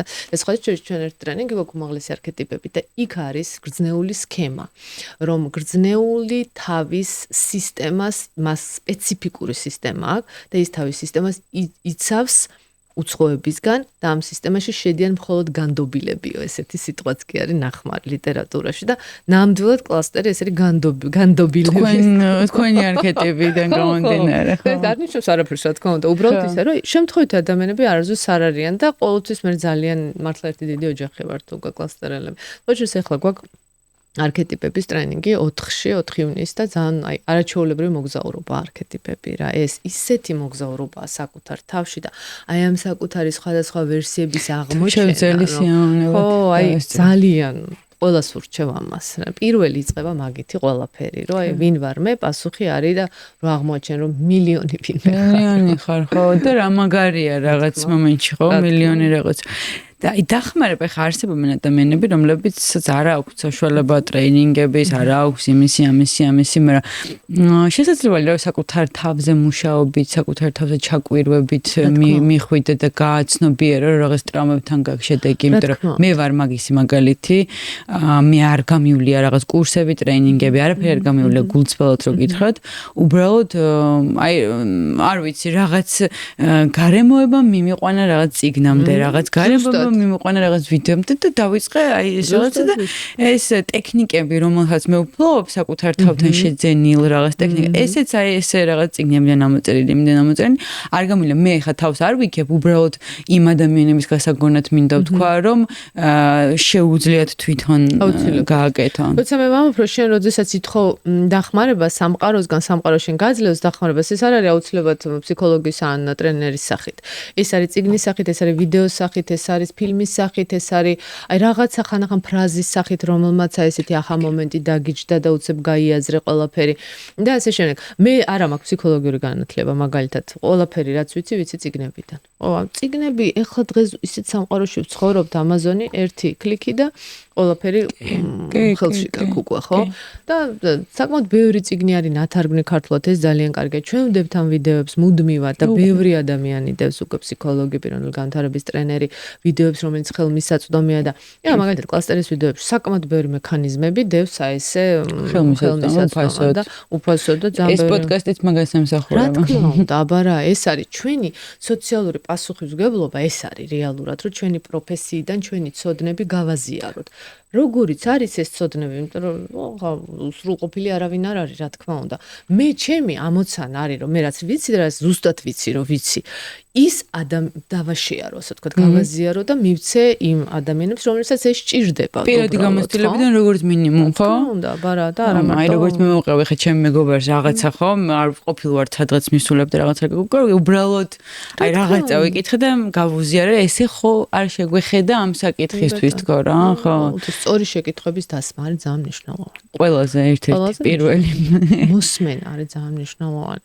სხვისი მოსმენა საკუთარი თავის მოსმენა. აი და როგორ გვიჭირს საკუთარი თავის მოსმენა და აი მე თვითონაც ძალიან დიდი დრო დამჭირდა რომ ის ჩემი ინტუიცია თუ საკუთარი შინაგანი ხმა ისევ გამეგო რაღაცა პერიოდის მერე რომელიც ჩამქრალი იყო და არაფერს არ ის მელაპარაკებოდა მაგრამ მე არ უსმენდი. ხო აი გარი რომ შენ არ უსმენდი ეგ მაგ კედლის ნაწილი იყო რომ არ შემოვიდეს ინფორმაცია რომ არ შემოყვეს შფოთვა არ მედგინოს რა თქმა უნდა ვიცავ ჩემ თავს ხო არ შევეხოთ აი ძალიან ისე გაკვრით ბოლომდე ვერ შევალთ იმიტომ რომ ძალიან დიდი პირადი საზღვრები ძალიან დიდი თემა არის უბრალოდ გადავაბათ რაღაცნაირად ამ დამოკიდებულებას კი ადამიანს ხო პირადი საზღვრების თემა მართლა ძალიან დიდი თემა არის მაგრამ ერთი-ორი სიტყვით მოდით მიმოვიხილოთ პირადი საზღვრების დაცვა არის ზრდასრულობის ერთ-ერთი მარკერი, ისევე როგორც ძალიან გაგიკვირდება და კონფლიქტში შესვლის უნარი არის ერთ-ერთი მარკერი ზრდასრულობის. ანუ თუ ადამიანი გაურბის კონფლიქტებს, ის ბავშვია. ხარ არის საჭირო ზედმეტად კონფლიქტური რო ვიყოთ ეს გასაგები ხო სხვა რამე არის და ეძებდე შარს. მაგრამ როცა საჭიროა მიიღო გამოწვევა და შეხვიდე კონფლიქტში არის ზრდასრულის ერთ-ერთი მარკერი. ზუსტად ასეთი მარკერი არის პირადი საზღვრების დაცვა. აღარ არის პირადი საზღვარი, ხო? პირადი საზღვარი არის, ის შეიძლება იყოს ზედმეტად ახლოს და ზედმეტად შორს. ორივე გარკვეულად არასწორი არის. ეს არის ის იმ სივრცის დატოვება, რომელ სივრცეშიც მე ვარ ხელშეუხებელი. ეს არის პირადი ცხოვრება და პირადი ცხოვრების ხელშეუხებლობა ნებისმიერ მეტნაკლებად განვითარებული სოციუმისთვის ამოსავალი წერტილი უნდა იყოს. ახლა გავიცინოთ ამაზე, რა თქმა უნდა. ჩვენ ბევრ რამეზე შეგვიძლია რომ გავიცინოთ საქართველოს და ამაზეც გავიცინოთ. მაგრამ რეალურად ესეა. სულ მცირე სისტემაში ეს პირადი მაგალითად ოჯახში პირადი საზღვრები უნდა იყოს დაცული. ბავშვი რო პატარა ეს არ ნიშნავს რომ მას არ აქვს პირადი საზღვარი, მაგრამ ის ვერ იცავს თვითონ პირად საზღვრს. ამიტომ მშობელმა არ უნდა დაარღვიოს და ზედმეტად არ უნდა შეიჭრას მის პირად საზღვრში, რაც მისთვის უკვე მოდელი გახდება, რომ მისი პირადი საზღვრები ადვილად შეიძლება დაარღვიოს ადამიანს და ეს ნორმაა. ამიტომ დაარღვევინებს სხვას ამას. საერთოდ ორი პოლარულობა და დუალიზმი არის ადამიანში, რომელს შორისაც ზომიერება უნდა მოძებნოს ადამიანმა. ერთის მხრივ ეს არის მიკუთვნებულობის სურვილი სოციუმთან, ოჯახთან, სისტემასთან. მეორეს მხრივ ეს არის დამოუკიდებლობა. ავტონომიურობა. ანუ მიკუთვნებულობასა და ავტონომიურობას შორის. ესე იგი, ამას შორის ზომიერება არის ის, რაც არის ფსიქოლოგიური ზომიერება რეალურად. სიჯანსაღე. ერთის მხრივ შენ მიკუთვნებული უნდა იყოს, მაგრამ მეორეს მხრივ შენ ავტონომიური უნდა იყოს. ანუ ზედმეტად შენ პირად საზღვრში არავინ არ უნდა შემოდიოდეს, შენ უნდა გესმოდეს, რომ ასევე უნდა პატივისცეს სხვის პირად საზღვრებს და არ დაარღვიო ის. აი სხვათა შორის გრძნაულის ერთ-ერთი ამ არქეტიპის ერთ-ერთი აქილევსის ქუსლი ეს არის საზღვრების დარღვევა. და მამოთ რომ წითელი ხაზების გადასვლა და განსაკუთრებულად ეს ჩანს ხოლმე აი ურთიერთობებში, რომ ძალიან შედიან სხვა ადამიანების პირად სივრცეში და შინაგანად ამას ვერ იჭერენ. ანუ აი სად არის სწრაფი არქეტიპია ძალიან. და უცებ და უცებ-უცებში შემოერღვევა ხო? აი მე ხა მაგათად რო ვიცი რომ ხა არქეტიპულად მიდრეკილება ამისადმი მაქვს, თუმცა ხა მე მეორე ადგილას გურუმი მყავს, რომელიც ზუსტად ამის საწინააღმდეგო არქეტიპი არის. ყოველთვის ვაკონტროლებ ამას, რომ აი არ დავსვა ზედმეტი შეკითხვა, არ მომივიდეს თქვათ რაღაცა პირადი საზღვრის დარღვევა, ჩემთვის ეს ძალიან საკრალური თემა არის და ყოველთვის ვცდილობ რომ მეც არ დამერღვიო და არც მე არ დაურღვიო და ვაკონტროლებ ამას. აი მიდრეკილება აქეთ გვაქვს ძალიან ადამიანებს. და მნიშვნელოვანი კონტროლი, ახლა სრულყოფილი ადამიანი ვერ დაიბადებს. რატომ და სრულყოფილი შედაც. მაგრამ ასისვლელი აქვს. ბავშვი რო იბადება სრულყოფილი. მე ხდება ყველაფერი. მე ფუჭდება. ფუჭდება საქმე. და რატო გვიჭირს არას თქმა? არა ხო ეს ერთ-ერთი პირადი საზღვრის დაცვის ის. მე რო ვისწავლე არა, ეხლა ბოლო ვიდეოშიც თუ არ გაქვთ ნახეთ. აი ეს კვირაობის ვიდეო რო დავიწყე, იქ ვსაუბრობ, რომ აი პირადი საზღვრის დაცვის დაცვა რო ვისწავლე, ოღონდ ჯანსაღი და არას თქმა ვისწავლე, ოღონდ ჯანსაღად და არა აკვიატებული არას ლაპარაკი. იმხელა ეს მოყვა გარემოდან, რომ აი ხა შენ არავის გათვალისწინება არ გინდა და მე რა მოხდა რომ ეს რო გააკეთო და აი ეს პატივის ცემა არ არის ეგ და ის და მოკუთონ ძალიან დიდი ის მოხდა და მე მაინც ესე ვამბობ რომ ესე არის რა ვქნათ ახლა. ხო, არა არის დაჟჯის შიში. დაჟჯის შიში, იმიტომ რომ პირველად როდესაც ბავშვობაში ვთქვით არა დავისაჯეთ, ხო? ამიტომ შესაბამისად ეს ადაპტაციური ნორმა არის, ესაც განცალკევების ტრამვა არის, რომ დედას არ ვეყარები, მამას არ ვეყარები, ამიტომ ჩემი ნებელობა, ჩემი სურვილი უნდა იყოს მეორე ხარისხოვანი და სხვისი სურვილი უნდა იყოს პირველ ხარისხოვანი. ეს არის ხარკი, რომელიც ჩვენ გავიღეთ იმისთვის, რომ ჩვენ მშობლებს მივეღეთ და ჩვენ მშობლებს შევეყარებინეთ, ხო? ვყარებოდით. ამიტომ ვისწავლეთ ის, რომ სადაც რასაც ჩვენ გვგრძნობთ, ის არ არის უპირატესი. სხვა რას ითხოვს, სოციუმი რას ითხოვს, ოჯახი რას ითხოვს, ის არის უპირატესი. ეხლა რა არის ცით ძალიან ხშირად ინდივიდის მოთხოვნილება ეწინააღმდეგება სოციუმის მოთხოვნილებას. არის ეს თვითონ ჰელინგერთანაც ესე იყო, რომ სისტემები, ესე ამბობდნენ, რომ სისტემები მატროშკები ვიძიან ერთმანეთში. ანუ პატარა მატროშკა ის უფრო დიდჩიზის და უპირატესი ყოველთვის დიდი მატროშკა არის, ხო ახლა მაგალითად ქვეყნის ინტერესი ყოველთვის უფრო უზენაესია ვიდრე ერთი ოჯახის ინტერესი. თუმცა ეს არ ნიშნავს, რომ ერთი ოჯახის ინტერესი დაუცველი უნდა იყოს. ოჯახის ინტერესი უპირატესია ვიდრე მისი ერთი წევრის ინტერესი. მაგრამ ჩვენ უნდა გვესმოდეს, რომ მისი თითოეული წევრის ინტერესის დაცვა არის მხოლოდ გარანტია იმისა, რომ ჯანსაღი იქნება სისტემა. ამიტომ ეს ძალიან ესეთი ურთიერთშემავსებელი ფაქტორები არის და აქაც ზომიერება ძალიან მნიშვნელოვანია.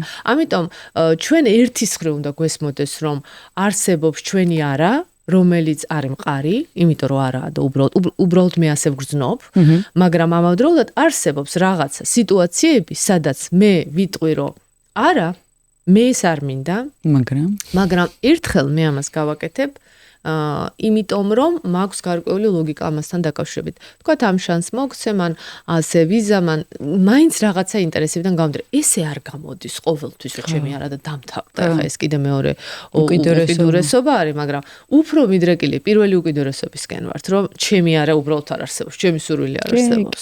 ეგ უფრო გვახასიათებს. სულ ყოველთვის უნდათი ვართ. იმას რა უნდა. ამიტომ და იყოს ჰარმონია მინდასა და უნდას შორის. მაგრამ ჰარმონია და არც ერთ მხარეს არ უნდა იყოს გადახრა ბოლომდე. დიდი სიამოვნებით გიმასპინძლებთ კიდევ და ვისაუბროთ სხვა საკითხებზე, იმიტომ რომ მე ზუსტად ვიცოდი რა საინტერესო იქნებოდა ეს ყველაფერი, მაგრამ პირადად რო გაგიცანით და ახლა თქვენ რომ მეყურებთ რომ მოვარეკებით და შემიძლია უსასრულოდ გისმინოთ, მოკლედ ძალიან საინტერესო იყო. ოდიშო პირველივე მოხმობაზე ვერ მოვედი, მაგრამ გამოვასწორებ. არანაირი პრობლემა არ არის, მე მივხვდი მაშინაც და როდესაც მე თქვენს სოციალურ შემოვედი, გადავათვალიერე და მივხვდი რომ ვიდეო აღარ გეტა და თავიდან მოგწერეთ. ესე ტაქტიკა ჩავარდა, ტაქტიკა იყო. ესე ვიმაქონა, ამიტომ ძალიან დიდი მადლობა. მიხარია გაცნობა და მე ვიცი რომ მომავალში შევხვდებით. აუცილებლად დიდი სიამოვნებით. მადლობა.